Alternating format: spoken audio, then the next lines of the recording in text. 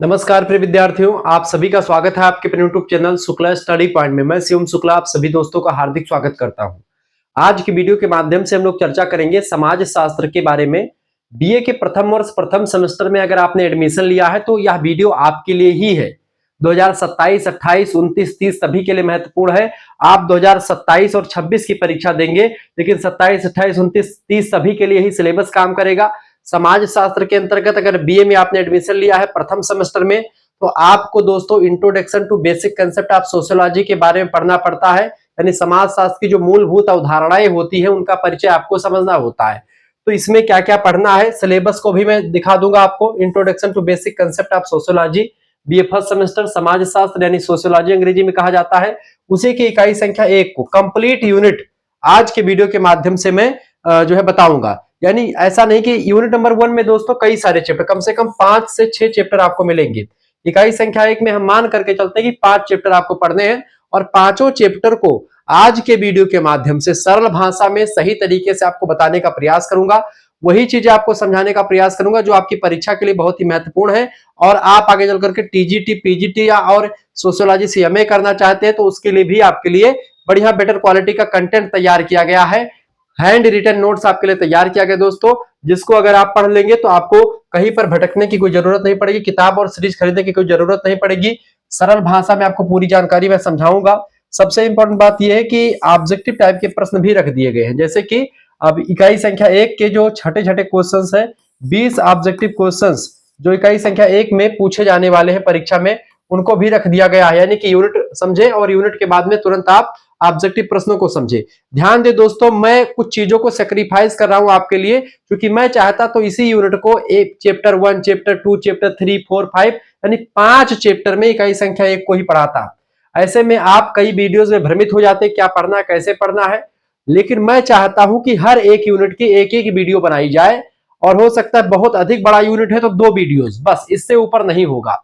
तो इसमें मैं चाहता तो 5 वीडियो छोटी छोटी आपको बना देता और उस पर बढ़िया खासा यूट्यूब पर व्यू आता। लेकिन मैं केवल ऐसे बनाता हूं बड़े वीडियो इसलिए ताकि आप इकट्ठा एक ही जगह पर बहुत सारा कंटेंट जान पाए। एक आध 2 वीडियो आप देख लेंगे, आप पास होने भर का आपका हो जाता है। तो इसलिए मैं ऐसे चीजों को करता हूं। और यहाँ पर लेंदी वीडियो पर दोस्तों ऐसा नहीं कि इस पे जो है, इस पे ऐसा नहीं कि भाई इस चाहे 15-16 मिनट की वीडियो हो चाहे 1 घंटे की, बात एक ही रहती, उतना ही रेवेन्यू कलेक्ट होता है उससे। ठीक है, हालांकि अब हम चर्चा करते हैं, हम स्टूडेंट के पॉइंट ऑफ व्यू से आपको बताने का प्रयास करते हैं। अब यहाँ पर दोस्तों हम यहाँ पर ये लेकर के आए हैं, ठीक है, कि आखिरकार आप क्या क्या चीजें यहाँ पर समझने का प्रयास करेंगे। ठीक है, यानी कि अब यहाँ पर क्या क्या पढ़ना है आपको, उसको भी मैं आपको दिखाने का प्रयास करूंगा। सारी चीजें आपको विस्तार से बताऊंगा। देखिए, इससे पहले सिलेबस डिस्कशन में कर चुका हूं, लेकिन फिर भी एक बार सिलेबस आपको दिखाने का प्रयास करता हूं कि एक बार आप फिर से देख लीजिए। पाठ्यक्रम क्या है दोस्तों आपका, देखिए, हिंदी में समाजशास्त्रीय मूलभूत अवधारणाओं का परिचय पेपर का नाम है। इकाई संख्या 1 में आपको introduction to basic concept of sociology के बारे में ही पढ़ना है। यानी समाज शास्त्र का अर्थ, प्रकृति, क्षेत्र, समाज शास्त्र और सामान्य विज्ञान क्या होता है। समाज शास्त्र एक विज्ञान के रूप में, समाज शास्त्र में मानववादी अभिमुखता जो है, यानी कि समाज शास्त्र विज्ञान है कि समाज शास्त्र एक कला है, इन दोनों को लेकर के मैं चीजों को बताऊंगा।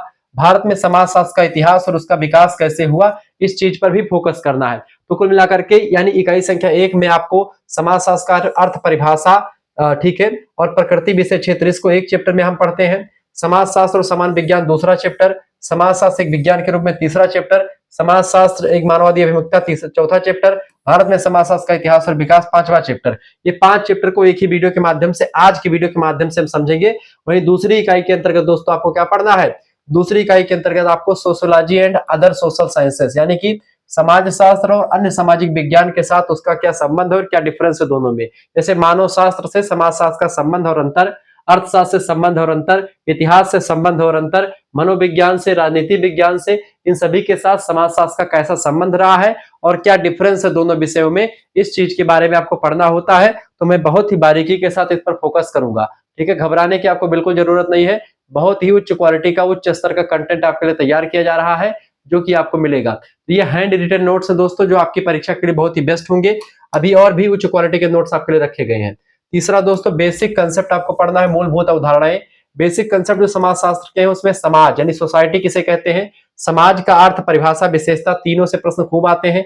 समुदाय यानी कम्युनिटी क्या होता है, इसकी अर्थ परिभाषा विशेषताएं संस्था की, ठीक है, संगठन की, संघ की, सामाजिक समूह की, और मानव और प्राणी समाज यानी मानव और पशु समाज के बीच में क्या डिफरेंस होता है, इन सभी चीजों के बारे में आप पढ़ेंगे। यानी एक चैप्टर 1, 2, 3, 4, 5, 6, 7, 7 चैप्टर इकाई संख्या 3 में है। तो इसको मैं दोस्तों दो भागों में बांट करके पढ़ा सकता हूं। इकाई नंबर 4 में हम लोग सोशल इंस्टीट्यूशन यानी सामाजिक संस्थाओं के बारे में अध्ययन करेंगे। जैसे सोशल संस्थाओं में जैसे परिवार एक सामाजिक संस्था है, कुटुंब, विवाह, शिक्षा, राज्य और धर्म, ये सब क्या है, सोशल इंस्टीट्यूशन है, सामाजिक संस्थाएं हैं। वहीं पर इकाई संख्या 5 में कल्चर और सिविलाइजेशन यानी संस्कृति और सभ्यता आप देखेंगे।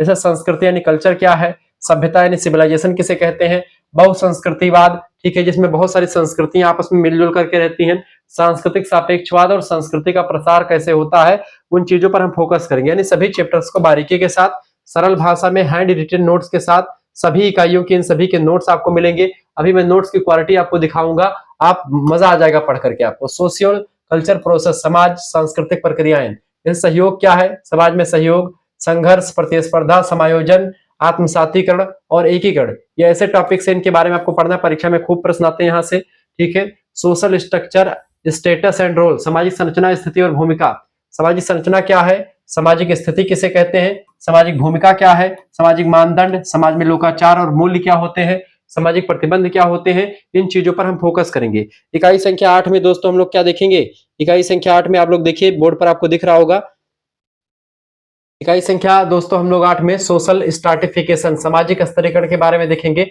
समाज में ऊंच नीच का एक क्रम होता है, कोई व्यक्ति ऊंचा होता है, कोई व्यक्ति उससे नीचा, फिर उससे नीचा, इस तरीके से एक थाने में एक हवलदार और एक यशो का जो है एक प्रकार से अगर आप तुलना करें तो कोई ऊंचे पद पर है, कोई नीचे पद पर है। सामाजिक स्तरीकरण का अर्थ, परिभाषा, स्वरूप और आधार देखेंगे। सामाजिक गतिशीलता, सोशल मोबिलिटी देखेंगे और उसका अर्थ प्रकार देखेंगे। यानी इस तरीके से आप पूरा चीजों को समझने के लिए तत्पर हो जाएंगे। 8 इकाई का आपका पूरा सिलेबस है दोस्तों। इन 8 इकाइयों को बहुत ही सरल भाषा में हम आपको बताने का प्रयास करेंगे। अब हम इकाई संख्या 1 के बारे में चर्चा करेंगे, जहां पर हम समाजशास्त्र के परिचय को देखेंगे और ये आपके सारे टॉपिक है। समाजशास्त्र का अर्थ, प्रकृति विषय क्षेत्र, समाजशास्त्र और समान विज्ञान, समाजशास्त्र एक विज्ञान के रूप में, समाजशास्त्र में मानववादी अभिमुखता, भारत में समाजशास्त्र का इतिहास और उद्भव, इन सभी चीजों को आपको बताने का प्रयास रहेगा दोस्तों। यहाँ पर आप देखने का कोशिश ये कीजिएगा कि यहाँ पर आप देखेंगे कि नोट्स की क्वालिटी किस तरीके से है। 2, 3, 4 विद्वानों के अनुसार परिभाषाओं को सरल भाषा में लिखने की कला आपको सिखा दी गई है। कुछ इंपॉर्टेंट नोट्स हर एक पेज के नीचे सब कुछ आपको बता दिए गए हैं। सारे नोट्स यहाँ पर आप देखेंगे, सभी यूनिट के नोट्स हैं, यहाँ पर सब कुछ आपकी विस्तार से चीजें बताई गई हैं। घबराने की कोई जरूरत, समान विज्ञान और जो है समाजशास्त्र में क्या अंतर है, तुलना, सारणी, चार्ट के माध्यम से आपको सारी चीजें समझा करके बताने की कोशिश रहेगी। यानी कि जो आपका तैयारी होगा बहुत ही गहन तरीके से होगा, बढ़िया माइंड मैप के जरिए आपको चीजों को समझाने का प्रयास। और लास्ट में आप देखते हैं तमाम प्रकार की चीजों को पढ़ने के बाद में जो ऑब्जेक्टिव क्वेश्चंस बनेंगे विभिन्न विद्वानों के, जैसे किसी विद्वान के बारे में बताऊंगा तो उनकी फोटो भी सामने, ठीक है। ये सारे कंटेंट आपके लिए बहुत ही जबरदस्त रहेंगे, पढ़ने में बड़ा मजा। जैसे अगस्त कामटे साहब के बारे में जब हम इसका उद्भव विकास पढ़ेंगे तो अगस्त कामटे के बारे में चर्चा करेंगे, किस तरीके से अगस्त कामटे ने समाजशास्त्र को आगे बढ़ाया, उनकी कौन कौन सी पुस्तकें रही हैं, कौन कौन से सिद्धांत रहे हैं, सब कुछ बताऊंगा। लिखित परीक्षा, ऑब्जेक्टिव परीक्षा सभी के लिए दृष्टिकोण से महत्वपूर्ण, ठीक है, सभी के बारे में चर्चा करने का प्रयास करूंगा। ये महत्वपूर्ण परिभाषाएं, महत्वपूर्ण विद्वान, महत्वपूर्ण पुस्तकें, सब कुछ रहेगी। और लास्ट में आपके ये 20 ऑब्जेक्टिव प्रश्न। तो इस तरीके से पूरा सिनेरियो मैंने आपको दिखाया कि किस तरीके से हम अध्ययन करने वाले हैं। अब यहाँ पर एक चीज आपको करना है, अगर आपको सभी यूनिट के पीडीएफ नोट्स प्राप्त करने हैं, हमारे क्लास से ज्वाइन, हमारे कोर्स से ज्वाइन होना है तो आप ज्वाइन हो सकते हैं दोस्तों। एसएमएस कर दीजिए 9984 039 139, इस नंबर पर आप व्हाट्सएप पर एसएमएस कर दीजिएगा। क्या एसएमएस करेंगे दोस्तों, इस नंबर पर आप अपना नाम एसएमएस कर दीजिएगा, अपनी यूनिवर्सिटी का नाम एसएमएस कर दीजिएगा, अपने सब्जेक्ट का नाम और आप किस सेमेस्टर में है अपने सेमेस्टर का नाम लिख करके भेज दीजिएगा। दोस्तों फर्स्ट सेमेस्टर की फीस अगर बात की जाए, फर्स्ट सेमेस्टर की फीस कितनी है, मात्र और मात्र 100 रुपए फीस रखी गई है। 100 रुपए में पूरा फर्स्ट सेमेस्टर आपका सभी सब्जेक्ट आपको मिलेगा यहाँ पर, ठीक है। अब यहाँ पर फीस कैसे जमा करनी, जैसे आप व्हाट्सएप पर एसएमएस करेंगे, आपके पास एक क्यूआर कोड स्कैनर भेजा जाएगा। इसी क्यूआर कोड स्कैनर पर आपको मात्र 100 रुपए भेज देने हैं। जैसे ही आप 100 रुपए फीस जमा करेंगे, आपको एक व्हाट्सएप ग्रुप से जोड़ा जाएगा, वहीं पर आपको जब भी लाइव क्लास होगी उसकी लिंक मिलती रहेगी। ध्यान रखेंगे एप्लीकेशन पर नहीं पढ़ाता हूं अभी मैं, ठीक है, एप्लीकेशन डाउनलोड करने की जरूरत नहीं है। तो एप्लीकेशन नहीं, आपको व्हाट्सएप ग्रुप के माध्यम से ही लिंक वहां पर जाएगी, वहीं पर आपको क्लास मिलेगी, ठीक है। इसके सबसे इंपॉर्टेंट बात है कि ये क्लास जो आपको पीडीएफ जो फीस लगती है वो सभी यूनिट के पीडीएफ के लिए, जैसे कि इकाई संख्या 1 से लेकर के इकाई संख्या 8 तक का हैंड रिटन नोट्स आपके लिए, ठीक है। इसके साथ साथ परीक्षा के दौरान कम से कम 5 से 6 प्रैक्टिस सेट, ठीक है, लिखित वाली यानी इसमें आते लघुत्तरीय लघुत्तरीय दीर्घोत्तरीय क्वेश्चंस होंगे। साथ ही साथ में एमसीक्यूज की विशेष श्रृंखलाएं, महामाराथन क्लास के माध्यम से 500 क्वेश्चंस की श्रृंखलाएं जो होंगी वो आपको मिलती रहेंगी। यानी बहुत ही बारीकी के साथ 100 क्वेश्चंस के पिछले साल के जो क्वेश्चन पेपर है उसके भी आंसर शीट के साथ सब कुछ मिलेगा।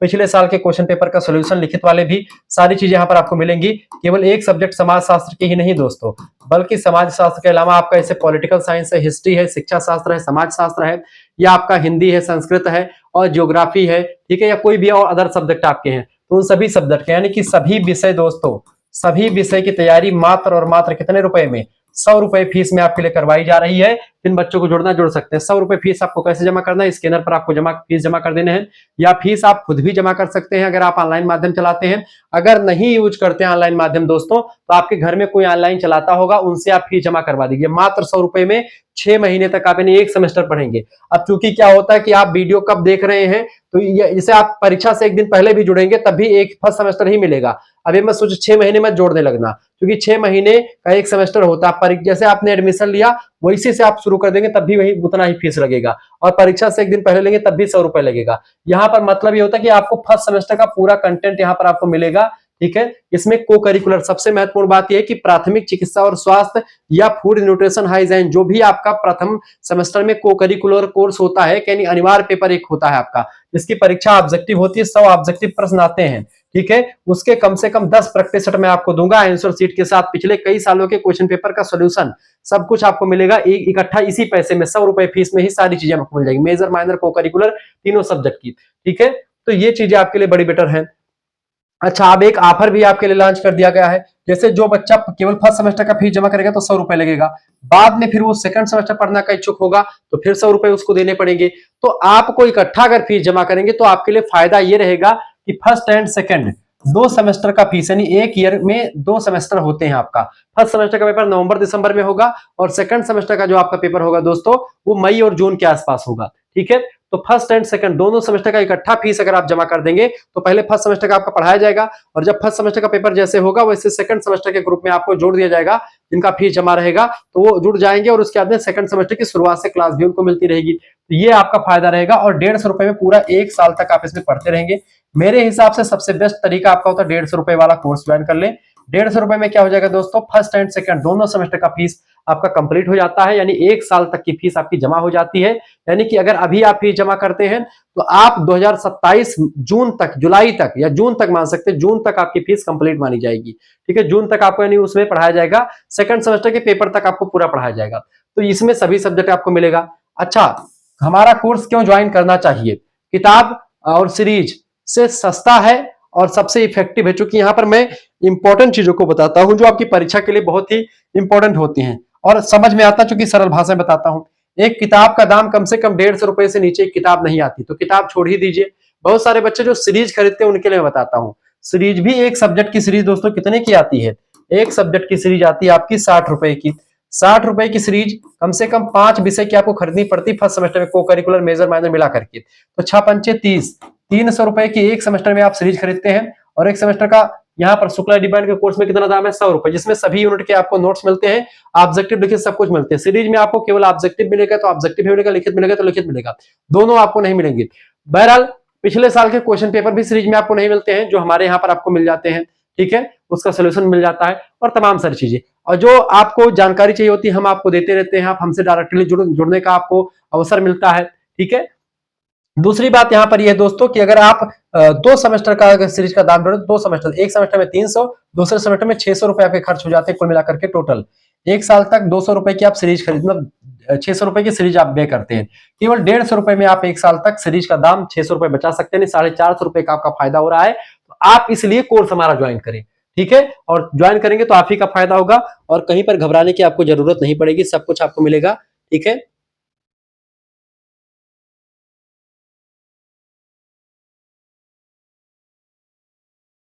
वीडियो को शेयर कर दीजिएगा, लाइक कर दीजिएगा। अब हम दोस्तों इकाई संख्या 1 की चीजों को समझने का प्रयास करते हैं।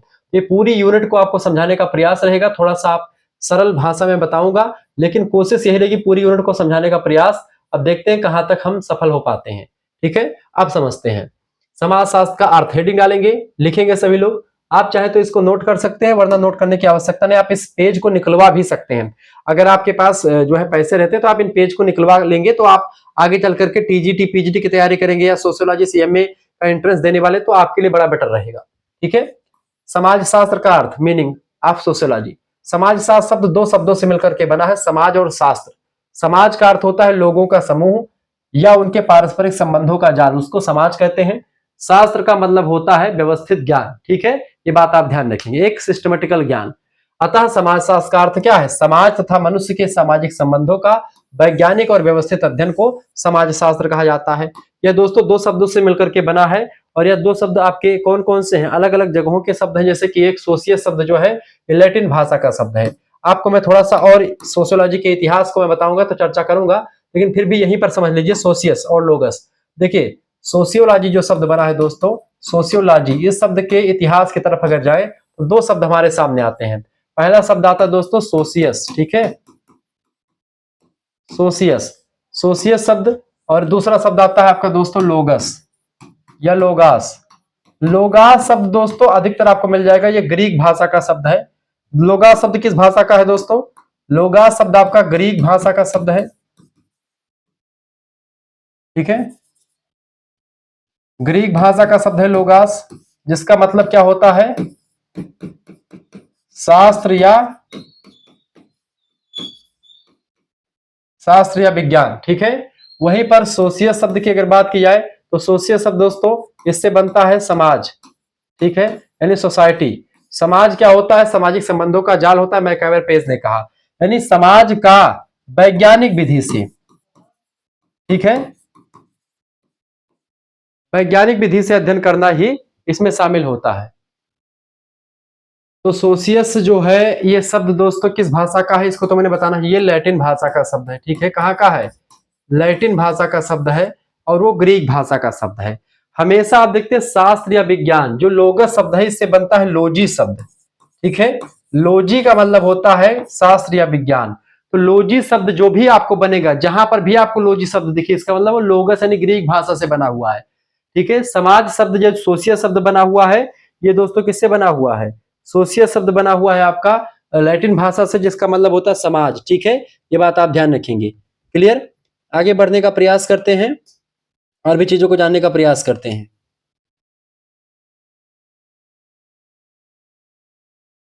तो अब यहाँ पर समाज यानी कि ऐसा शास्त्र या ऐसा विज्ञान जो समाज का वैज्ञानिक अध्ययन करता हो, उसको समाज शास्त्र कहते हैं।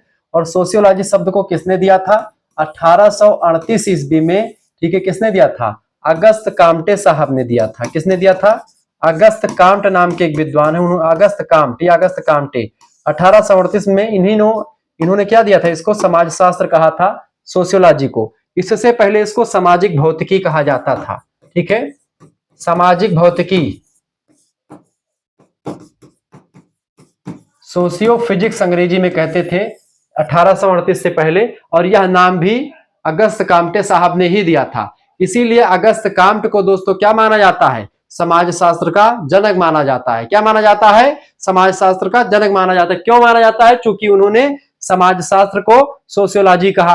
ठीक है, उन्होंने 1838 से पहले उसको सामाजिक भौतिकी कहा था। ठीक है, विज्ञानों का संस्करण का सिद्धांत दिया अगस्त काम्टे साहब ने। बहुत सारी चीजें अगस्त काम्टे साहब की जो है बताई गई। अब आगे चल करके अगस्त काम्टे के बारे में चर्चा करने ही वाले हैं, इसीलिए यहाँ पर ज्यादा हम विस्तार से चर्चा नहीं करेंगे। ठीक है, तो सोशियोलॉजी शब्द की उत्पत्ति इस तरीके से हुई। अब हम ये अर्थ हो गया, अब इसकी परिभाषा को देखें आप। परिभाषा दोस्तों आप लिखेंगे, परिभाषा कैसे लिखना है? आप लिखिए परिभाषा दोस्तों, समाज शास्त्र की परिभाषा, डेफिनेशंस ऑफ सोशियोलॉजी। सबसे पहले विद्वान अगस्त काम्टे ही आते हैं। अगस्त काम्ट चूंकि समाजशास्त्र के जनक हैं, समाज शास्त्र के योगदान में सबसे पहला योगदान फ्रांस के समाजशास्त्री अगस्त काम्टे का ही रहा है, इसीलिए इनको पढ़ना जरूरी है। समाज शास्त्र सामाजिक स्थितिकी और सामाजिक गतिशीलता का विज्ञान होता है। क्या अध्ययन होता है? यानी सामाजिक स्थितिकी और सामाजिक गतिकी, इन दो भागों में, ठीक है, इन्होंने बांट करके इसका अध्ययन किया, तो उसी का विज्ञान है। अर्थात समाज की संरचना, उसके विकास का अध्ययन है। ठीक है, ये अगस्त काम्टे ने कहा। मैकआवर पेज दूसरे विद्वान हैं, दो व्यक्ति हैं ये। इन्होंने कहा कि समाजशास्त्र सामाजिक संबंधों का अध्ययन है। यह उन संबंधों का अध्ययन है जो सामाजिक जीवन की मूलभूत इकाइयों के बीच में पाए जाते हैं। दोस्तों समाज क्या है? समाज सामाजिक संबंधों का जाल है, मैं कई बार पेज नहीं कहा था। उन्हीं सामाजिक संबंधों का अध्ययन करता है समाज शास्त्र। सामाजिक संबंधों के अध्ययन करने वाले शास्त्र या विज्ञान को समाज शास्त्र कहते हैं, ऐसा मानना है भाई साहब मैकैबर पेज का। तीसरे विद्वान आते हैं गिडिंग्स। गिडिंग्स एवं गिडिंग्स दो विद्वान है बेसिकली, लेकिन गिडिंग्स कहते हैं, गिडिंग्स साहब कहते हैं, अंग्रेजी वाला ध्यान दीजिएगा, हिंदी में थोड़ा गलत टाइपिंग हो गई, ठीक है। गिडिंग्स कहते हैं कि समाजशास्त्र चेतनात्मक प्राणियों के पारस्परिक संबंधों का वैज्ञानिक अध्ययन है। क्या है? समाजशास्त्र चेतनात्मक प्राणियों के पारस्परिक संबंध, जो चेतन है, चेतन माने होता है जड़, माने जिसका जो सजीव नहीं है, चेतन है यानी कि जो सजीव प्राणी है, तो चेतनात्मक प्राणियों के पारस्परिक संबंधों का वैज्ञानिक अध्ययन है गिडिंग्स कहते हैं कौन? समाजशास्त्र। गिलिन और गिलिन कहते हैं कि समाजशास्त्र मानव व्यवहार का अध्ययन करता है जो समूहों में होता है। मानव व्यवहार का अध्ययन करता है समूहों में पाया जाता है, यानी कि किसने कहा? गिलिन और गिलिन ने क्या कहा कि मानव व्यवहार का अध्ययन कौन करता? समाजशास्त्र करता है। अच्छा, ये मानव व्यवहार कहां पर पाए जाते हैं? सामाजिक समूहों में मानव व्यवहार पाए जाते हैं, यह बात आप ध्यान रखेंगे। क्लियर? आगे बढ़ते हुए चीजों को जानने का प्रयास करते हैं।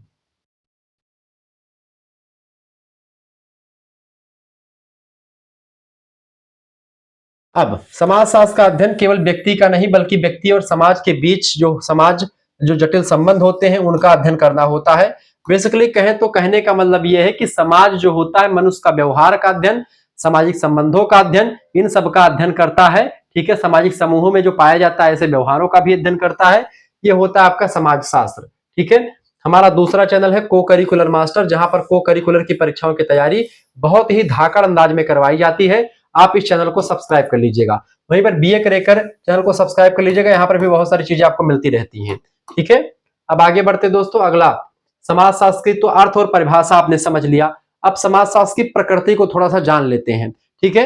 अभी इसकी प्रकृति केवल पूरी नहीं होगी, इसकी प्रकृति को हम अभी समाज शास्त्र एक वैज्ञानिक है या समाजशास्त्र एक कला है, इस पर भी रख करके देखेंगे। बहरहाल उससे पहले इसकी प्रकृति को, नेचर ऑफ सोशियोलॉजी को देखते हैं, समाजशास्त्र सामाजिक विज्ञान के रूप में समझते हैं।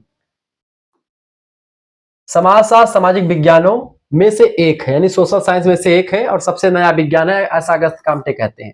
सामाजिक विज्ञान वे विज्ञान है जो मनुष्य के सामाजिक जीवन, सामाजिक संबंधों तथा सामाजिक संस्थाओं का वैज्ञानिक अध्ययन करते हैं, ठीक है। जैसे अर्थशास्त्र, राजनीति शास्त्र, इतिहास, मानव शास्त्र, मनोविज्ञान, ये सब भी जो है सामाजिक विज्ञान में आते हैं। ऐसे ही समाजशास्त्र भी एक सामाजिक विज्ञान है। अच्छा, समाजशास्त्र के कई पहलू, आर्थिक पहलू है जिसका अध्ययन अर्थशास्त्र करता है, समाजशास्त्र के राजनीतिक पहलू का अध्ययन राजनीति शास्त्र करता है, समाजशास्त्र में जो पीछे छूट गए उसका अध्ययन इतिहास करता है, समाजशास्त्र की जो है जड़ मानव शास्त्र में निहित है, यानी मानव शास्त्र समाजशास्त्र से पुराना है। मनोविज्ञान मानव व्यवहार का अध्ययन करता है, वहीं पर समाजशास्त्र मानव के बीच संबंधों का अध्ययन करता है। तो इन सभी के बीच में इकाई संख्या 2 में आप जो संबंध और अंतर देखेंगे, इन्हीं सभी शास्त्रों के बीच में देखेंगे। समाजशास्त्र का संबंध मानवीय समाज के अध्ययन से है, ना कि भौतिक पदार्थों से है, इसलिए इसकी प्रकृति भिन्न होती है, इसकी प्रकृति अलग होती है। समाजशास्त्र की प्रमुख विशेषताओं की अगर बात की, इसको थोड़ा सा समझते हैं। लिखेंगे समाजशास्त्र की प्रमुख विशेषताएं, हेडिंग डालेंगे, लिखेंगे दोस्तों, ठीक है।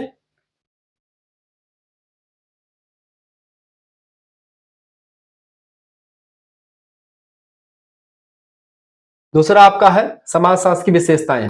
देखिए, सामाजिक विशेषता, यह समाज सामाजिक संबंधों और सामाजिक संस्थाओं का अध्ययन करता, पहली विशेषता। दूसरी बात, अनुभवजन्य अध्ययन है, यह प्रत्यक्ष अवलोकन, अनुभव और तथ्यों पर आधारित होता है, ठीक है। इसीलिए अगस्त काम्ट ने प्रत्यक्षवाद की अवधारणा दी। अगस्त काम्ट जो समाजशास्त्र के जनक हैं, उनकी एक अवधारणा है, उनकी एक सिद्धांत है जिसमें प्रत्यक्षवाद की अवधारणा दी, यानी कोई घटना हुई है तो उसको जाकर के देखा जाता है, प्रत्यक्ष अवलोकन, फिर उस पर अनुभव का प्रयोग किया जाता है और उसके बाद फिर उसके फैक्ट निकाले जाते हैं, तथ्य निकाले जाते हैं और फिर उसके आधार पर कोई निर्णय निकाला जाता है। तो समाजशास्त्र जो है दोस्तों अनुभव पर आधारित है, वैज्ञानिक भी है। यह वैज्ञानिक पद्धति का प्रयोग करता है और तथ्यों का तर्कसंगत विश्लेषण करता है। कोई भी जानकारी आती है तो कैसे आई उसके बारे में पूरी जानकारी भी यहाँ पर आपको दी जाती है, ठीक है। तो इस तरीके से चीजें सामने आई हैं। आगे बढ़ते और चीजों को जानने का प्रयास करते हैं। अमूर्त है, समाजशास्त्र क्या है? अमूर्त है। यह मूर्त वस्तुओं के स्थान पर अमूर्त सामाजिक प्रक्रियाओं का अध्ययन करता है, यानी कि ये मूर्त चीजों का अध्ययन नहीं करता, ये अमूर्त सामाजिक प्रक्रियाएं, यानी कि जो दिखती नहीं। अमूर्त माने जो दिखाई ना दे, मूर्त माने जो दिखाई दे, जिसको आप छू सके उसको मूर्त कहते हैं, जिसको आप छू ना सके, जिसको आप देख ना सके, उसको अमूर्त कहते हैं। तो अमूर्त सामाजिक प्रक्रिया यानी सोशल जो प्रोसेस होते हैं जो दिखाई नहीं पड़ते, ऑब्स्ट्रैक्ट सोशल प्रोसेस, ठीक है, जो मूल्य सामाजिक वैल्यूज दिखते नहीं है आपको, क्या सही है क्या गलत है, ठीक है, सामाजिक मानदंड, सामाजिक भावनाएं, इन सभी का अध्ययन समाजशास्त्र करता है अपने अंतर्गत, ठीक है। उसके अलावा गतिशील विज्ञान है। ये क्या है? गतिशील है यानी समाज निरंतर परिवर्तनशील है, क्योंकि मनुष्य एक परिवर्तनशील प्राणी है। मनुष्य के संबंधों में परिवर्तन होगा, ऐसे ही समाजशास्त्र में परिवर्तन होगा। समाजशास्त्र की संरचना में, संस्थाओं में, सब में आपको परिवर्तन दिखाई पड़ेगा, चूंकि समाजशास्त्र निरंतर, समाज चूंकि निरंतर बदलता है, इसीलिए इसके अध्ययन करने वाले शास्त्र को भी बदलना पड़ता है, ठीक है। ये बात आप ध्यान रखेंगे। तो इसमें बदलाव बहुत जरूरी होता है। आगे चल करके आप बीए के 3rd सेमेस्टर में सामाजिक परिवर्तन के बारे में ही अध्ययन करेंगे। समग्रता भी इसमें है, यानी कि समाजशास्त्र समाज के सभी पक्षों का समग्र रूप से अध्ययन करता है, चाहे राजनीतिक पक्ष हो, चाहे आर्थिक हो, चाहे वो सांस्कृतिक पक्ष हो, चाहे वो कोई भी पक्ष हो। इसके अलावा सहकारी, यह अन्य सामाजिक विज्ञानों तथा प्राकृतिक विज्ञानों से सहायता लेता है, ठीक है। इस तरीके से ये इसकी विशेषताओं में आप इन विशेषताओं को लिख सकते हैं, ठीक है। आगे बढ़ते और भी चीजों को तैयार करते हैं। क्लियर? वीडियो को शेयर कर दीजिएगा, लाइक कर दीजिएगा। नोट आप कर लीजिए कि समाजशास्त्र की प्रकृति को समझने से यह स्पष्ट होता है कि यह एक स्वतंत्र विज्ञान होते हुए भी अन्य सामाजिक विज्ञानों के साथ घनिष्ठ रूप से जुड़ा हुआ है। यानी ये विज्ञान तो है ही, साथ ही साथ में जुड़ा हुआ है। समाजशास्त्र के विज्ञान होने की प्रमुख विशेषताओं में यह है कि सामाजिक भी है, अनुभवजन्य भी है, वैज्ञानिक भी है, अमूर्त भी है, गतिशील है, समग्रता है, सहकारी भी है, ठीक है। आपने चीजों को समझ लिया। अब समाजशास्त्र और सामान्य विज्ञान, सामान्य ज्ञान और समाजशास्त्र के बीच में डिफरेंस को लेकर के जो आपका हेडिंग था उसको समझते हैं। लिखिए, हेडिंग डालेंगे समाजशास्त्र और सामान्य ज्ञान।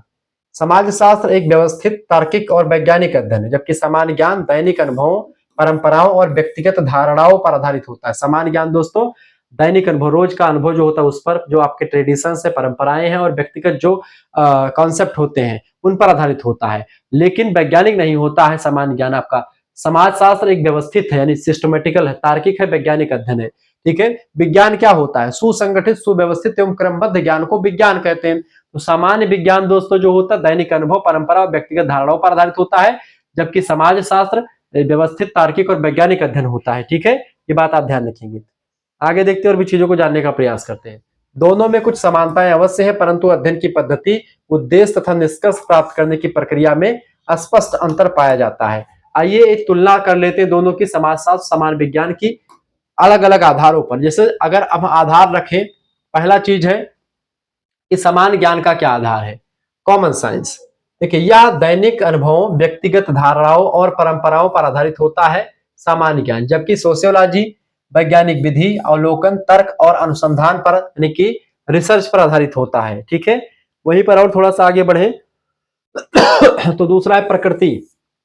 सामान्य ज्ञान की प्रकृति असंगठित और अव्यवस्थित होती है, जबकि समाजशास्त्र की प्रकृति संगठित, व्यवस्थित और क्रमबद्ध होती, जो उसके विज्ञान होने पर का जो है मार्ग प्रशस्त करती है। यानी कि समाजशास्त्र एक विज्ञान है, सामान्य ज्ञान एक कला के रूप में रख सकते हैं। अध्ययन का क्षेत्र दोनों का भी अलग अलग है, क्योंकि सामान्य ज्ञान सीमित और व्यक्तिगत अनुभवों तक ही सीमित है, जबकि वहीं पर समाजशास्त्र व्यापक है, यानी बड़ा है और संपूर्ण समाज के सभी पक्षों का अध्ययन करता है। संपूर्ण समाज के सभी पहलुओं का अध्ययन, सभी अप्रोच का अध्ययन समाजशास्त्र कर लेता है। दोनों की पद्धतियां भी भिन्न है।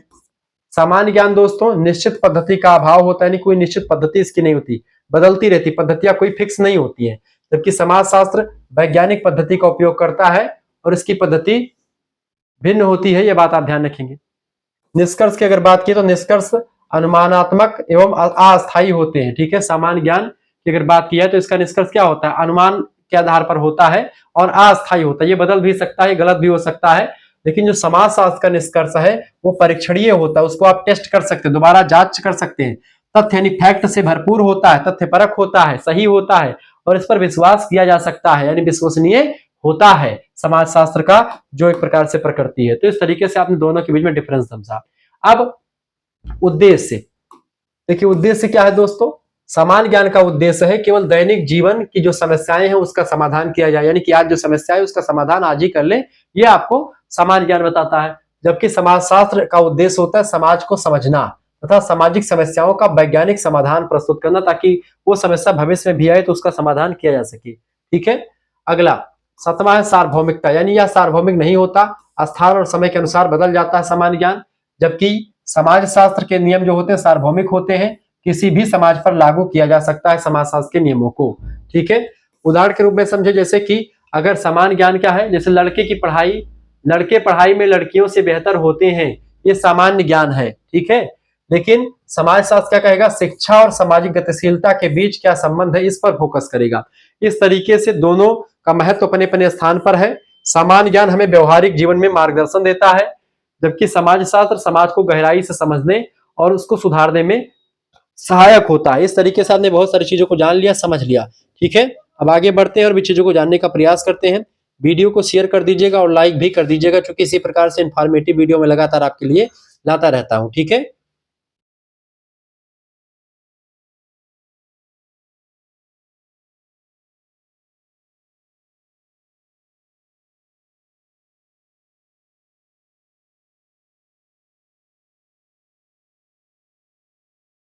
तो इस तरीके से आपने चीजों को समझते हो। समाज शास्त्र और सामान्य ज्ञान में अंतर देख लिया, समाज शास्त्र की प्रकृति और उसकी विशेषताएं देख ली, समाज शास्त्र का अर्थ परिभाषा आपने देख लिया।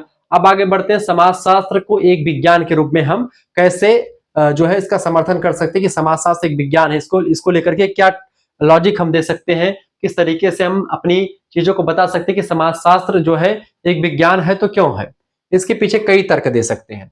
समाज शास्त्र को एक विज्ञान का दर्जा प्राप्त है क्योंकि यह वैज्ञानिक पद्धति का उपयोग करके सामाजिक घटनाओं का अध्ययन करता है और इसका जो नियम है वो सत्यापित होता है। ठीक है, वैज्ञानिक पद्धति, साइंटिफिक मेथड का प्रयोग। ठीक है, समाज शास्त्र में अध्ययन करने के लिए वैज्ञानिक पद्धति का प्रयोग किया जाता रहा है शुरुआत से। यह पद्धतियां कई चरणों में पूरी होती है। सबसे पहले समस्या की पहचान की जाती है, जैसे किसी भी समाज में कोई समस्या है तो उसका रिसर्च कैसे होता है, उसका समाधान कैसे ढूंढा जाता है। सबसे पहली बात उस समस्या की पहचान की जाएगी कि समस्या आखिरकार के है क्या। फिर उसके बाद में उस समस्या को खत्म करने के लिए एक रोड मैप तैयार किया जाएगा, यानी एक परिकल्पना बनाई जाएगी, हाइपोथेसिस तैयार की जाएगी जो अपने दिमाग में तैयार होती है। एक सांचा तैयार कर लेना, फिर सांचा जब बन जाएगा आपका, उसी सांचे पर आगे बढ़ेंगे।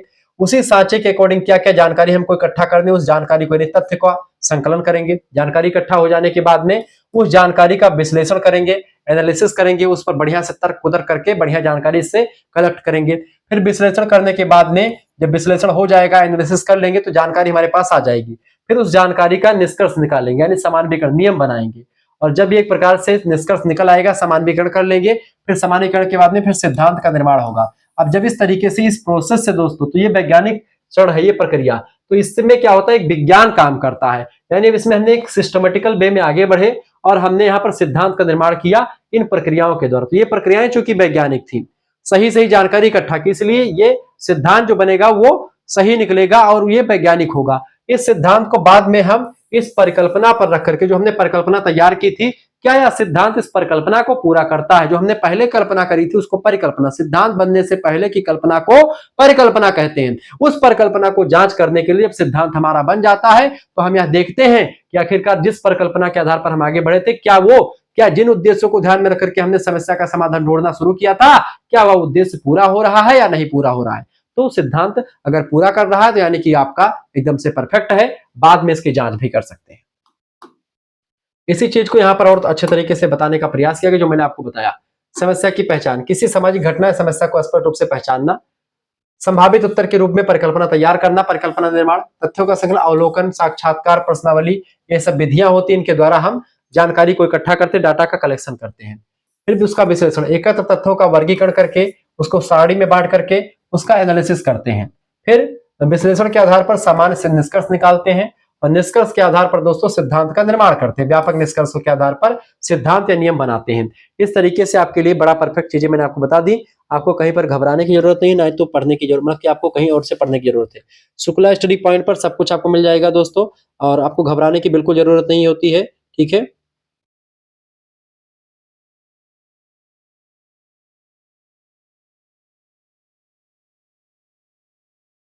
अब आगे देखिएगा, समाजशास्त्र विज्ञान क्यों है, इसके पीछे कई लॉजिक है। पहला है, यह अनुभव सिद्ध है, यानी कि वास्तविक अनुभव और अवलोकन पर आधारित विषय है। दूसरी बात, यह वस्तुनिष्ठ है, ऑब्जेक्टिव है, इसीलिए विज्ञान है। यानी कि शोधकर्ता अपने व्यक्तिगत मत जो होते हैं उसे अलग रख करके तब अध्ययन करते हैं, यानी कि इसमें व्यक्तिगत रुचि या व्यक्तिगत जो आपका जानकारी है उसको शामिल नहीं किया जाता है। साथ ही साथ में दोस्तों इसमें एक आध दो चीजें और हैं, जैसे कि यह व्यवस्थित है यानी सिस्टमेटिक है ये, यानी निश्चित पद्धति और निश्चित क्रम के अनुसार इसका अध्ययन होता है। और यह सत्यापन योग्य है यानी कि वेरीफाइबल है, यानी कि इसको आप दोबारा से वेरिफिकेशन कर सकते हैं, इसको दोबारा चेक कर सकते हैं, तो तथ्यों की जांच कर सकते हैं और उसकी दोबारा से परीक्षा ले सकते हैं, जो सिद्धांत निकला उसको दोबारा से भी जांच सकते हैं। यह समानवीकरण करता है यानी कि अनेक घटनाओं से समान नियम बनाए जाते हैं। जो मैंने घटना का पूरा प्रोसेस ऊपर समझा, इस आधार पर ये विज्ञान कहा जा सकता है समाजशास्त्र को। समाजशास्त्रीय अध्ययन की जो विशेषताएं होती हैं उसको भी नजर डालिए। देखिए, सामाजिक तथ्यों का अध्ययन करता है ये समाजशास्त्र, अनुभव और अवलोकन पर आधारित है, यानी ये जो हमारे अनुभव है उस पर और जो हम देखते सुनते हैं उसके आधार पर दोनों पर तैयार होता है। वैज्ञानिक पद्धति का अनुकरण करके अनुसरण करके नियम बनाए जाते हैं। यह कारण कार्य संबंधों को खोजता है, यानी कि कोई भी घटना हुई तो उसके पीछे का क्या कारण रहा है और कौन से कार्य इसके और कारण परिणाम सबको खोज निकालता है। ठीक है, यानी कोई भी कार्य हुआ तो कैसे हो, उसका कारण क्या रहा, उसके बारे में पूरी जानकारी लगाता है। भविष्यवाणी करने में भी सहायक है विज्ञान समाजशास्त्र, और यह समाज के कल्याण में सहायता करता है। तो ये एक प्रकार से समाजशास्त्र अध्ययन की विशेषता है जो उसकी प्रकृति को स्पष्ट करती है, इसके विज्ञान होने की तरफ संकेत देती है। ठीक है, समाजशास्त्र प्राकृतिक विज्ञानों के समान पूर्णतया प्रयोगशाला पर आधारित नहीं है, फिर भी यह अपने अध्ययन में वैज्ञानिक दृष्टिकोण और तर्क का पालन करता है, जो कि इसे अर्ध विज्ञान से श्रेणी से भी ऊपर रखता है। ठीक है, ये बात आप ध्यान रखेंगे। अब आगे बढ़ते हैं और भी चीजों को जानने का प्रयास करते हैं। अच्छा, समाजशास्त्र विज्ञान क्यों है, इस बारे में कई सारे तर्क दिए जाते हैं, विपक्ष में भी कई सारे तर्क दिए जाते हैं, इसके आधार पर चीजों को हम समझने का प्रयास करेंगे। ठीक है,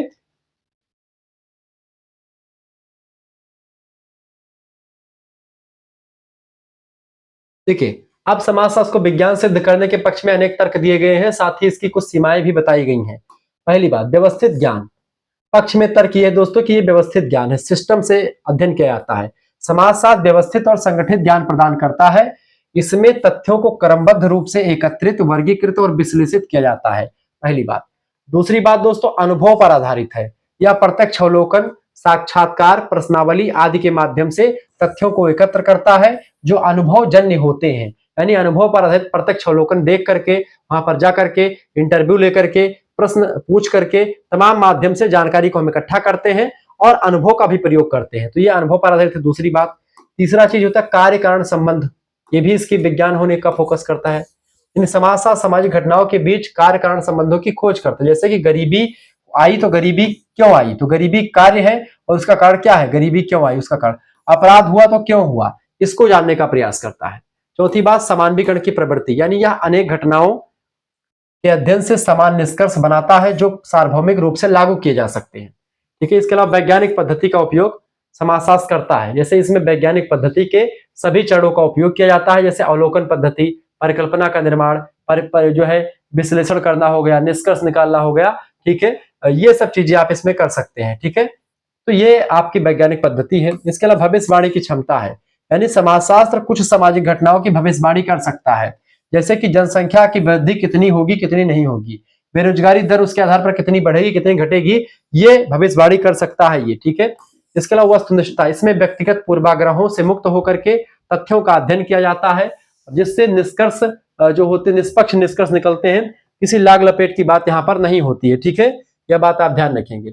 सामाजिक नियमों की खोज भी आप देखते हैं ये करता है, यानी कि समाज में व्याप्त जो नियम होते हैं, पैटर्न होते हैं, उनकी खोज करता है, जो विज्ञान की विशेषता है।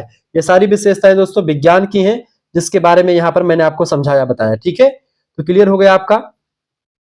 अब आगे बढ़ते हुए चीजों को जानने का प्रयास करते हैं।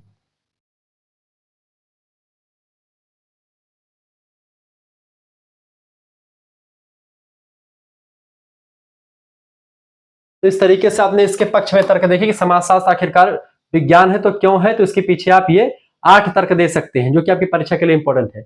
अच्छा, समाजशास्त्र विज्ञान होने की सीमाएं कुछ है, यानी विज्ञान है तो विज्ञान पूर्ण विज्ञान क्यों नहीं माना जाता, इसको इसलिए नहीं माना जाता, इसकी सीमाएं हैं, कमी है। पहली कमी, सामाजिक घटनाओं की जटिलता, क्योंकि सामाजिक घटनाएं अत्यंत जटिल होती हैं, जिन्हें गणितीय सूत्रों में बांधना कठिन होता है, इसलिए यह पूर्ण विज्ञान नहीं माना जा सकता। दूसरी बात है प्रयोगशाला नहीं, यानी कि जैसे आप फिजिक्स में केमिस्ट्री में दो तत्वों को मिलाकर के बढ़िया निष्कर्ष निकाल लेते हैं, प्रयोग कर लेते हैं, ऐसा प्रयोग करने की कोई विधि इसमें आपको नहीं दिखती है। ठीक है, यानी प्रयोगशाला पर आधारित ये नहीं है,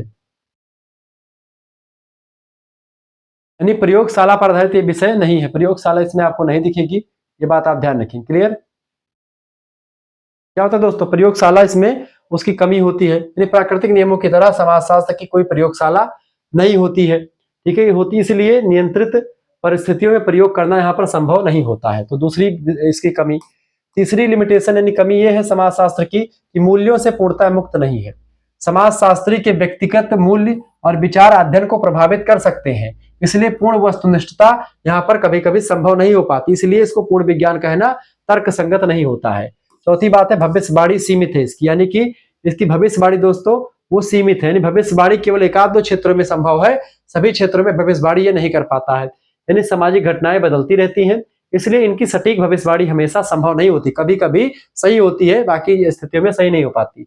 मानवीय व्यवहार की अनिश्चितता है, यानी मानव व्यवहार परिस्थितियों के अनुसार बदलता रहता है, इसलिए नियमों का यूनिवर्सल रूप से लागू होना कठिन है। एक ही नियम कई सालों तक लागू नहीं हो पाते हैं, अलग अलग नियम, क्योंकि परिवर्तन ही प्रकृति का नियम है और मनुष्य का स्वभाव है परिवर्तनशील, तो ऐसे में एक ही नियम कई समय तक लागू नहीं रहता है, वो बदलता रहता है। नैतिक पक्ष ये दोस्तों कि समाजशास्त्र में कुछ मानवीय संवेदनाएं और नैतिक पक्ष भी जुड़े होते हैं, जो इसे प्राकृतिक विज्ञानों से अलग बनाते हैं। तो इस तरीके से इसके मानव शास्त्र होने के सटीक तर्क इसको दे सकते हैं। यानी इन सीमाओं के बावजूद समाजशास्त्र को सामाजिक विज्ञानों में सबसे अधिक वैज्ञानिक माना जाता है, क्योंकि यह वैज्ञानिक पद्धति का व्यवस्थित रूप से उपयोग करता है और उसके आधार पर निष्कर्ष निकाल करके नियमों को बनाता है। ठीक है, समाजशास्त्र मानववादी अभिमुखता, यानी कि ये एक प्रकार से एक मानववादी क्यों है, यानी कि इसको आर्ट क्यों कहा जाता है, मानविकी का सब्जेक्ट इसको क्यों कहा जाता है, इसके पीछे समझने का प्रयास करते हैं। ठीक है, इसको समझने का प्रयास करते हैं। वीडियो को लाइक कर दीजिएगा, चैनल पर अगर नए हैं तो प्लीज चैनल को सब्सक्राइब भी कर दीजिएगा, और बहुत ही बारीकी के साथ मैं चीजों को आपको बताने का प्रयास कर रहा हूं, तो आपको घबराने की कोई जरूरत नहीं है। ठीक है, चलिए आगे बढ़ते हैं और चीजों को जानने का प्रयास करते हैं। अब देखें समाजशास्त्र में मानववादी अभिमुखता। अभिमुखता यानी कि मनुष्य मतलब कि जो मानविकी का सब्जेक्ट है, इसको क्यों कहते हैं। समाजशास्त्र में अभी तक विज्ञान के पक्ष में हमने तर्क देखा, अब मानविकी के पक्ष में तर्क देखेंगे, दोनों चूंकि आपको समझना है। समाजशास्त्र में मानववादी अभिमुखता का अर्थ है समाजशास्त्र का अध्ययन केवल रचनाओं, संस्थाओं और नियमों तक सीमित नहीं होता है, बल्कि मनुष्य के व्यक्तित्व, उसकी स्वतंत्रता, गरिमा, अनुभव, आत्मविश्वास पर भी केंद्रित होता है। तो इसके पक्ष में हम तर्क देखेंगे। पहला है मानववादी अभिमुखता का क्या अर्थ होता है, ये है क्या वास्तव में, इसके बारे में समझते हैं दोस्तों।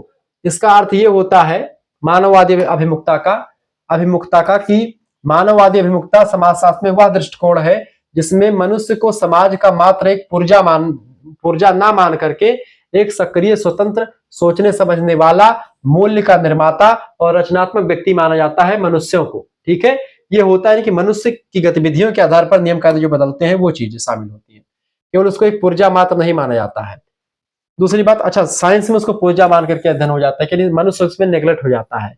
मानववादी अभिमुखता की प्रमुख विशेषताएं ये है कि मनुष्य की गरिमा और मूल्य पर बल देती है, ये व्यक्ति की स्वतंत्रता, रचनात्मकता और आत्मविश्वास को महत्व देती है, ये सामाजिक संस्थाओं को साध्य नहीं बल्कि साधन मानती है। सामाजिक संस्थाएं जो होती है मनुष्य उसमें हेरफेर कर सकता है, वो साधन के रूप में मनुष्य के लिए काम करती है।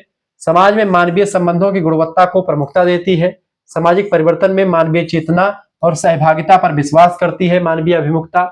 मात्र भौतिक प्रगति को नहीं बल्कि मानवीय कल्याण को भी लक्ष्य बनाती है मानवीय प्रमुखता। इसीलिए अभिमुखता ये दोस्तों कहीं ना कहीं पे समाजशास्त्र को मानव होने का एक जो है मतलब कि समाजशास्त्र को एक मानव शास्त्र होने के लिए अग्रसर करते हैं। अच्छा, पारंपरिक दृष्टिकोण और मानवतावादी दृष्टिकोण में क्या डिफरेंस है, इसको भी समझ लेते हैं इसी के साथ। ठीक है, तो वीडियो को लाइक और चैनल को सब्सक्राइब कीजिए। और ठीक है, घबराने की आपको बिल्कुल आवश्यकता नहीं है दोस्तों। देखिए, सबसे पहली बात है पारंपरिक दृष्टिकोण और दूसरा तरफ है मानववादी दृष्टिकोण।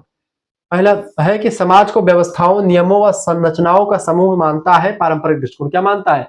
समाज को व्यवस्थाओं, नियमों व संरचनाओं का समूह कौन मानता है? पारंपरिक दृष्टिकोण। जबकि वहीं पर मानवतावादी दृष्टिकोण क्या मानता है? समाज को मनुष्यों का समूह मानता है ये। ठीक है, व्यवस्थाओं, नियमों और संरचनाओं का समूह समाज को नहीं मानता, ये मनुष्यों का समूह है समाज, जहां व्यक्ति केंद्र में होता है, ना कि संरचना, संस्था और नियम केंद्र में होते हैं।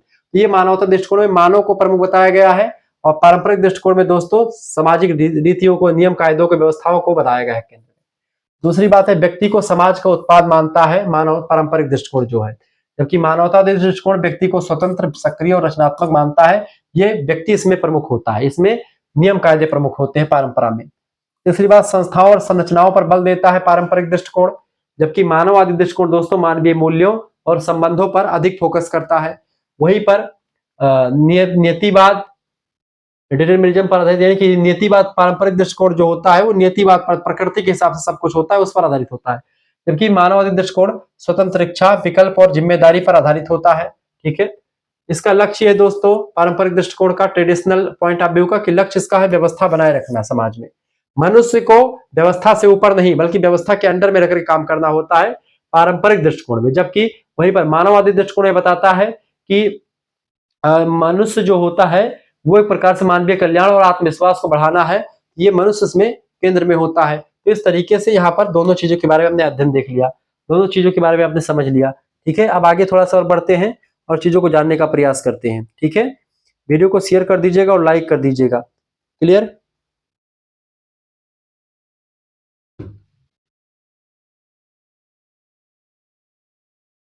चले, तो मानववादी अभिमुखता का उद्देश्य यह है दोस्तों कि समाजशास्त्र के अध्ययन को अधिक मानवीय, संवेदनशील और मूल्यपरक बनाया जाए।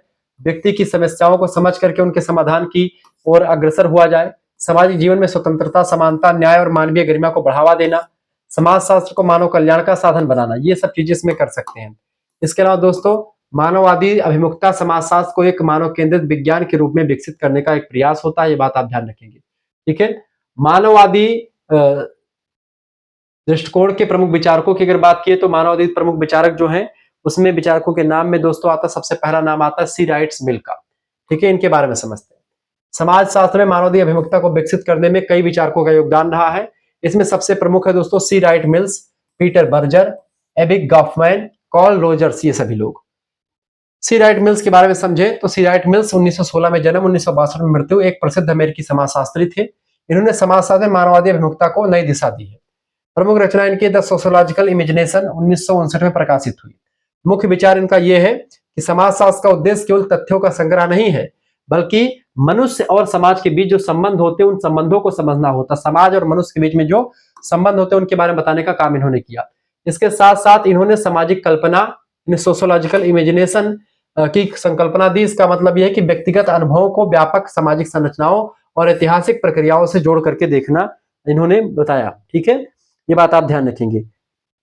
इसके अलावा मिल्स ने शक्ति संरचनाओं, अभिजात वर्ग तथा संस्थागत प्रभुत्व की आलोचना करी। इनके अनुसार समाजशास्त्र को मानव की स्वतंत्रता, समानता और रचनात्मकता को बढ़ावा देना चाहिए। योगदान इनका यह है कि मिल्स ने समाजशास्त्र को अधिक मानवीय, आलोचनात्मक और प्रासंगिक बनाने पर बल दिया। इन्होंने समाजशास्त्र को व्यक्तिगत जीवन और सार्वजनिक मुद्दों के संबंध को समझने का सशक्त माध्यम बताया।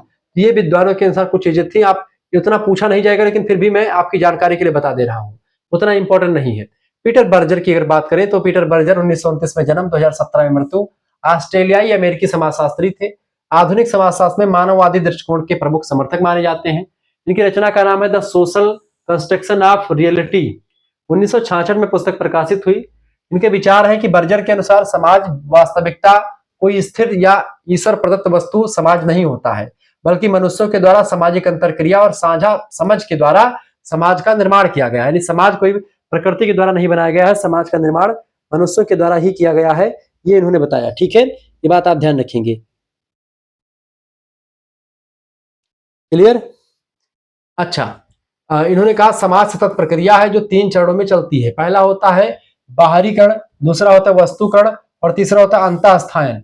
ठीक है, इन्होंने धर्म, ज्ञान और संस्था के समाजशास्त्रीय विश्लेषण में महत्वपूर्ण योगदान दिया, ये बात आप ध्यान रखेंगे। ठीक है, और आगे बढ़ाने का प्रयास किया। बर्जर ने स्पष्ट किया कि समाज जो होता है, समाज और उसकी संस्थाएं मानव निर्मित है तथा इनमें परिवर्तन संभव है। उन्होंने मानव की सक्रिय भूमिका और अर्थ निर्माण की प्रक्रिया को महत्व दिया। किसने?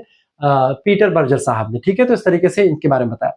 अब समाजशास्त्र का उद्भव कैसे हुआ, इसका विकास कैसे हुआ, इस पर फोकस कर लेते हैं। समाजशास्त्र का उद्भव और विकास की अगर बात की दोस्तों, इसके बारे में फोकस करने का हम प्रयास करते हैं। वीडियो को लाइक कर दीजिएगा, चैनल पर नए हैं तो प्लीज चैनल को सब्सक्राइब कर दीजिएगा। बहुत ही बारीकी के साथ मैं चीजों को समझाने का प्रयास कर रहा हूं। ठीक है, घबराने की बिल्कुल आपको जरूरत नहीं पड़ेगी।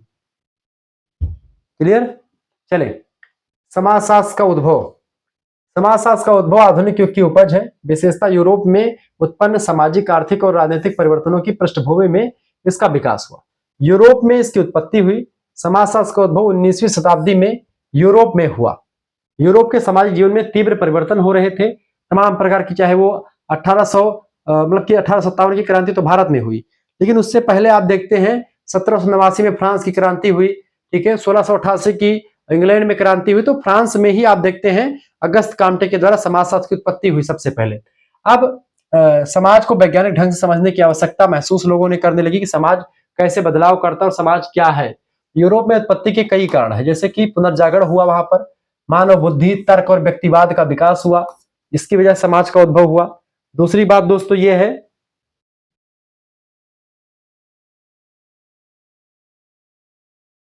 दूसरी बात यह प्रबोधन आंदोलन यानी इनलाइटमेंट, स्वतंत्रता, समानता और बंधु जैसे विचारों का प्रचार हुआ 1789 की क्रांति के द्वारा फ्रांस की। वैज्ञानिक क्रांतियों में प्राकृतिक घटनाओं की वैज्ञानिक व्याख्या ने सामाजिक घटनाओं के वैज्ञानिक अध्ययन की मोटिवेशन दिया, प्रेरणा दिया। राजनीतिक क्रांतियों में फ्रांसीसी क्रांति 1789 की समाज में परिवर्तन की लहर पैदा कर दी, पूरा का पूरा समाज बदल दिया फ्रांसीसी क्रांति ने। और दूसरी क्रांति हुई औद्योगिक क्रांति, समाज की संरचना, वर्ग संबंध, परिवार, नगरीकरण आदि में व्यापक परिवर्तन इन दोनों क्रांतियों के द्वारा दिखाई पड़ते। दोस्तों ये सब चीजें ध्यान रखिएगा, ठीक है।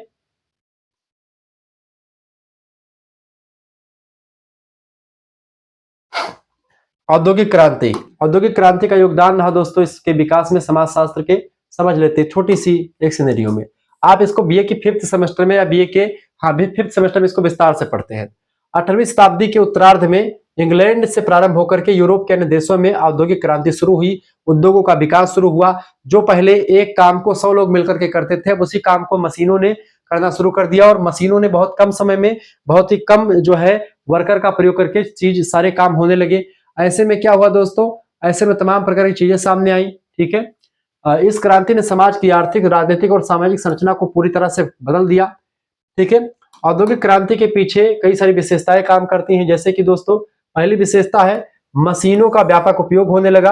अब हाथों का काम मशीनों ने ले लिया, कारखानों का निर्माण हो गया, बहुत सारे काम बहुत कम समय में कंप्लीट होने लगे। इसके साथ ही साथ में उत्पादन की मात्रा में वृद्धि होती है, श्रमिक वर्ग यानी मजदूर वर्ग का इससे उदय होता है। फिर उसके बाद में तमाम सारी चीजें और सामने आती हैं, जैसे कि अगली विशेषता यह है कि ग्रामीण क्षेत्रों से लोगों का शहरों की ओर पलायन होता, चूंकि शहरों में फैक्ट्रियां आ चुकी हैं, फैक्ट्रियों में काम करने के लिए गांव से लोग शहरों में जाने लगे, वहीं पर बसने लगे। नगरों का विकास हुआ, नगरों में जाति, धर्म, भेदभाव, छुआछूत सब खत्म होने लगा, तमाम सारी चीजें थी।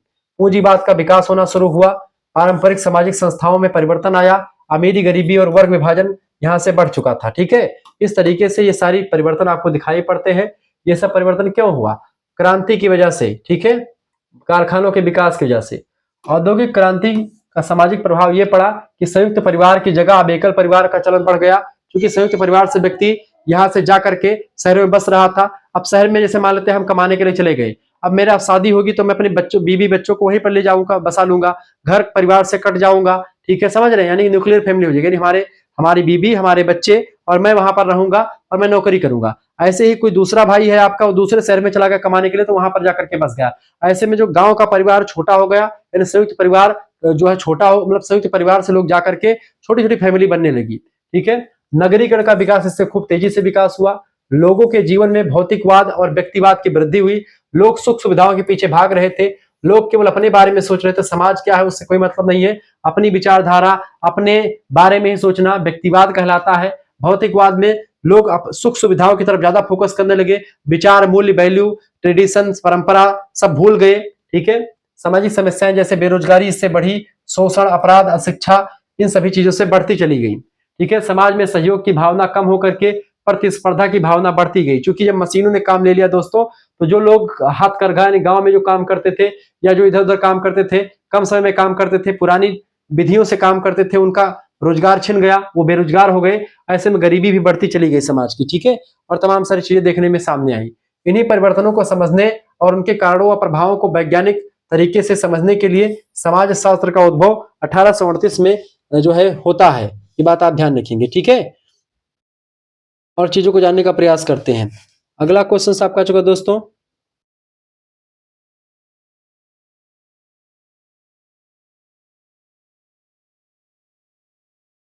अब हम आगे बढ़ते हैं और चीजों को जानने का प्रयास करते हैं। तो ये औद्योगिक क्रांति और फ्रांस की क्रांति से उदय हुआ समाजशास्त्र का।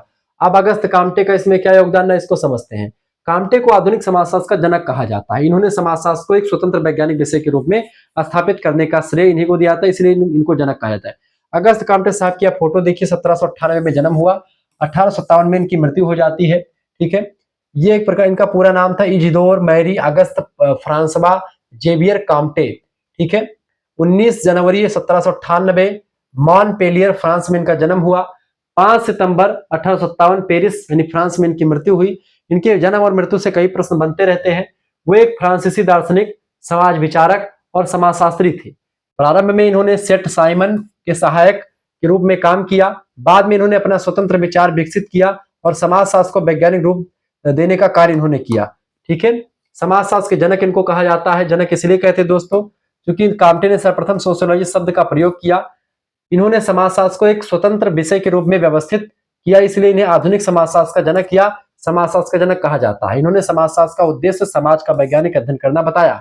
और इनकी ये पुस्तकें, बहुत सारी पुस्तकें जैसे कि कोर्स ऑफ द फिलोसॉफी यानी पॉजिटिव फिलोसॉफी, केवल आपसे पूछे पॉजिटिव फिलोसॉफी, पॉजिटिव पॉलिटी, ये सब पुस्तक किसकी है? तो ये दोस्तों किसकी पुस्तक है? अगस्त काम्टे की है। ठीक है, इसके अलावा इन्होंने जो है कैटेसिज्म पॉजिटिविज्म पुस्तक लिखी, जर्नल व्यू ऑफ पॉजिटिविज्म, ऐसे तमाम प्रकार की पुस्तकें इनकी फेमस है। पॉजिटिविज्म यानी प्रत्यक्षवाद जिसको आप कहते हैं, यानी केवल प्रत्यक्ष अनुभव और वैज्ञानिक तथ्यों पर आधारित ज्ञान ही सत्य होता है, और इसी प्रत्यक्षवाद पर आधारित है कौन? समाजशास्त्र। प्रत्यक्षवाद के सिद्धांत के आधार पर ही समाजशास्त्र का सिद्धांत आया, यानी प्रत्यक्ष अनुभव के द्वारा और प्रत्यक्ष वैज्ञानिक तथ्यों के द्वारा इसका अवलोकन किया गया, देखा गया कोई घटना का, उसका विश्लेषण किया गया। अनुमान कल्पना पर आधारित ज्ञान नहीं होता, यह प्रत्यक्ष अनुभव पर ज्ञान होता है अगस्त काम्टे का। अगस्त काम्टे का योगदान जो समाजशास्त्र में रहा दोस्तों बहुत सारा रहा। समाज शास्त्र की स्थापना की, इन्होंने समाजशास्त्र को एक स्वतंत्र और वैज्ञानिक विषय के रूप में स्थापित किया। ठीक है, पॉजिटिव दर्शन का प्रतिपादन किया। काम्टे ने पॉजिटिव दर्शन का प्रतिपादन किया जो अनुभव, अवलोकन और वैज्ञानिक पद्धति पर आधारित है। 3 अवस्थाओं का सिद्धांत दिया जिससे समाजशास्त्र के विकास में बड़ी भूमिका आई सामने। ठीक है, ठीक है, इन्होंने मानव बुद्धि के विकास के 3 चरण बताए, जैसे कि धार्मिक अवस्था पहले आएगी, फिर दार्शनिक अवस्था आएगी, फिर वैज्ञानिक अवस्था आएगी। तो 3 अवस्थाओं का सिद्धांत किसने दिया? अगस्त काम्टे ने दिया। यह प्रश्न भी लगातार परीक्षा में आता रहता है। ठीक है, 3 अवस्थाओं का सिद्धांत किसने दिया दोस्तों? 3 अवस्थाओं का सिद्धांत किसने दिया? 3 अवस्थाओं का सिद्धांत इसमें दिया गया, बात आप ध्यान रखेंगे। ठीक है,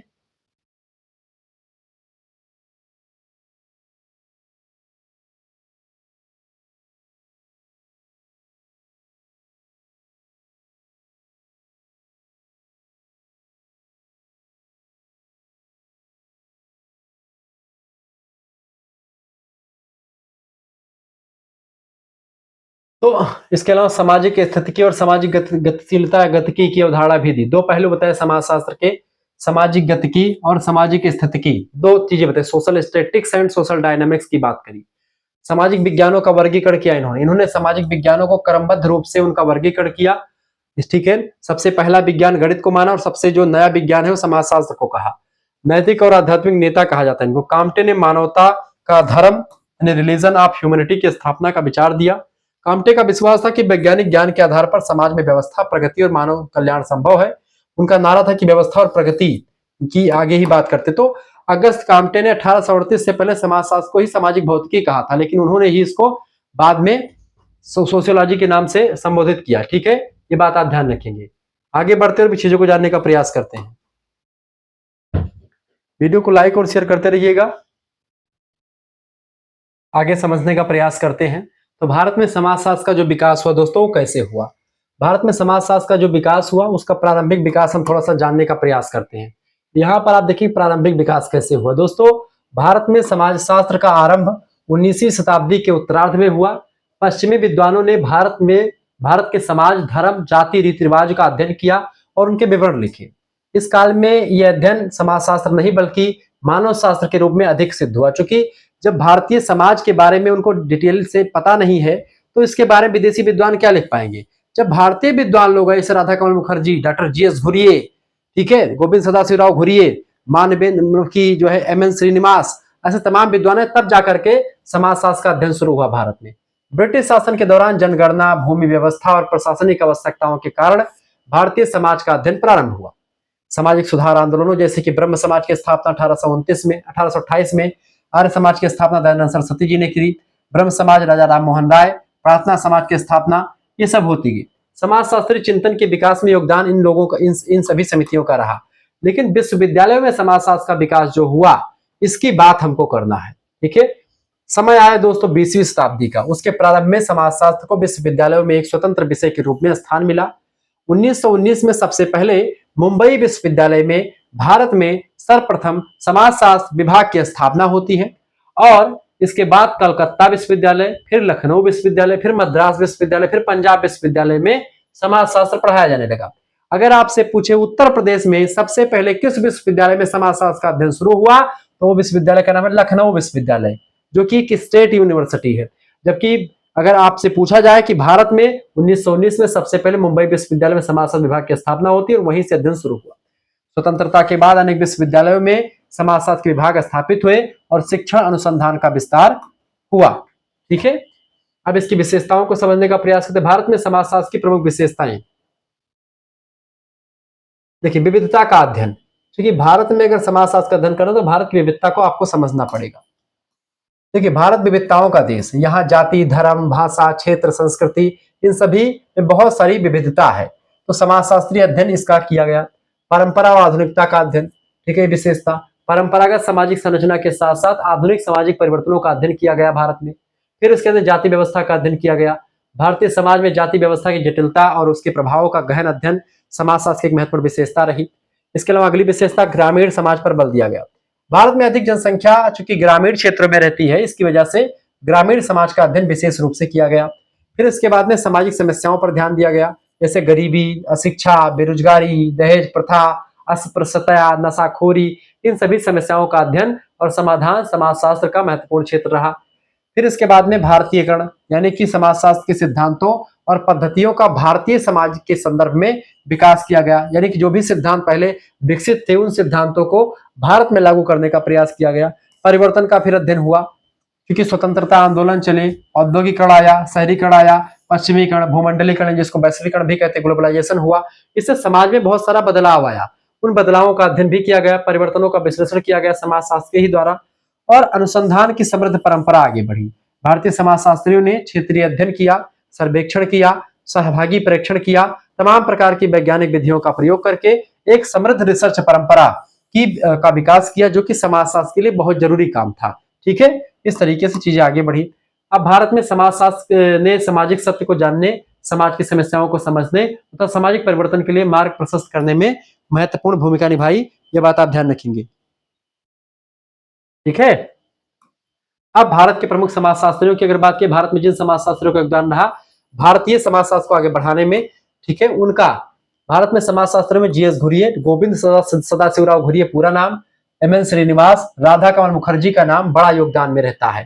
ठीक है, अब सबसे पहले समझते हैं जीएस घुरिये का क्या योगदान रहा है भारतीय समाजशास्त्र के विकास में।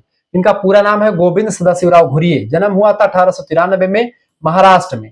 इनकी प्रमुख रचनाओं में caste and race in India सबसे फेमस पुस्तक का नाम है। दूसरी पुस्तक है इंडियन साधुज, ये दूसरी पुस्तक का नाम है, इनकी बड़ी फेमस पुस्तक है। तीसरी पुस्तक है इंडियन वुमेन, ठीक है, और चौथी पुस्तक है family and kinship in India. Family माने परिवार और किनशिप माने होता है रिश्तेदार, जिसको नातेदारी कहते हैं। तो नातेदार और परिवार की अवधारणा को भारत में विकसित किया किसने? भैया गोविंद सदाशिवराव घुरिये जी ने। ठीक है, प्रमुख विचार जो भाई साहब ने दिया, गोविंद सदाशिवराव घुरिये जी ने दिया, इन्होंने जाति व्यवस्था, जनजातियों, परिवार एवं धर्म का समाजशास्त्रीय विश्लेषण किया, यानी समाजशास्त्र के आधार पर विश्लेषण किया। जाति व्यवस्था पर इन्होंने विस्तृत अध्ययन किया और इसे भारतीय समाज की विशेषता माना। जाति व्यवस्था क्या है? भारतीय समाज की विशेषता, ऐसा गोविंद सदाशिवराव घुरिये साहब कहते हैं। इन्होंने संस्कृतिकरण की अवधारणा का प्रतिपादन किया, लेकिन इस पर ज्यादा काम नहीं किया। एमएन श्रीनिवास साहब ने संस्कृतिकरण की अवधारणा इनसे बेटर दी थी। भारत में समाजशास्त्र की नींव रखने वाले विद्वान ये हैं और भारतीय समाजशास्त्र के जनक भी गोविंद सदाशिवराव घुरिये को माना जाता है। दूसरे विद्वान आते हैं एमएन श्रीनिवास साहब।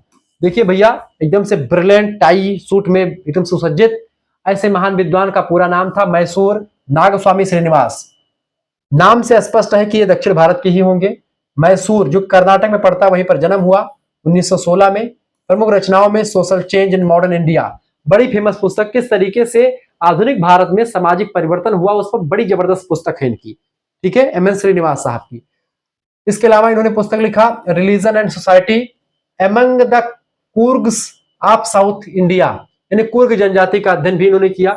द रिमेम्बर्ड विलेज नाम की पुस्तक भी लिखी। ये सारी पुस्तकें आपसे जब ऑब्जेक्टिव प्रश्न आता है तो पूछा जाता रहता है। अगर आप इनके बारे में ये चीजें पढ़ लेंगे तो कहीं से कुछ आपको पढ़ने की जरूरत नहीं पड़ेगी, ना तो कहीं से कुछ और किताब सीरीज कुछ भी लेने की जरूरत नहीं है, आप बस केवल इन चीजों को देखते रहें। इन्होंने संस्कृतिकरण की अवधारणा दी है, सबसे इंपॉर्टेंट बात यह है। प्रभु जाति की अवधारणा दी या प्रभुत्व जाति, जिसको आप डोमिनेंट कास्ट कहते हैं, उसकी अवधारणा दी। पश्चिमीकरण वेस्टर्नाइजेशन और भारतीयकरण इंडियनाइजेशन की व्याख्या दी, यानी कि पश्चिमीकरण और भारतीयकरण दोनों अवधारणाओं की व्याख्या करी एम.एन. श्रीनिवास ने। ग्राम अध्ययन विलेज स्टडी की पद्धति को विकसित करने का काम इन्होंने किया। ये बात ध्यान रखें, आगे चल करके विस्तार से इन चीजों को समझेंगे ये बीए के 5th सेमेस्टर या 4th सेमेस्टर में, ठीक है, ये बात ध्यान रखेंगे, ठीक है। तीसरा, राधा कमल मुखर्जी साहब की अगर बात की जाए, जन्म 1889 बंगाल में हुआ था।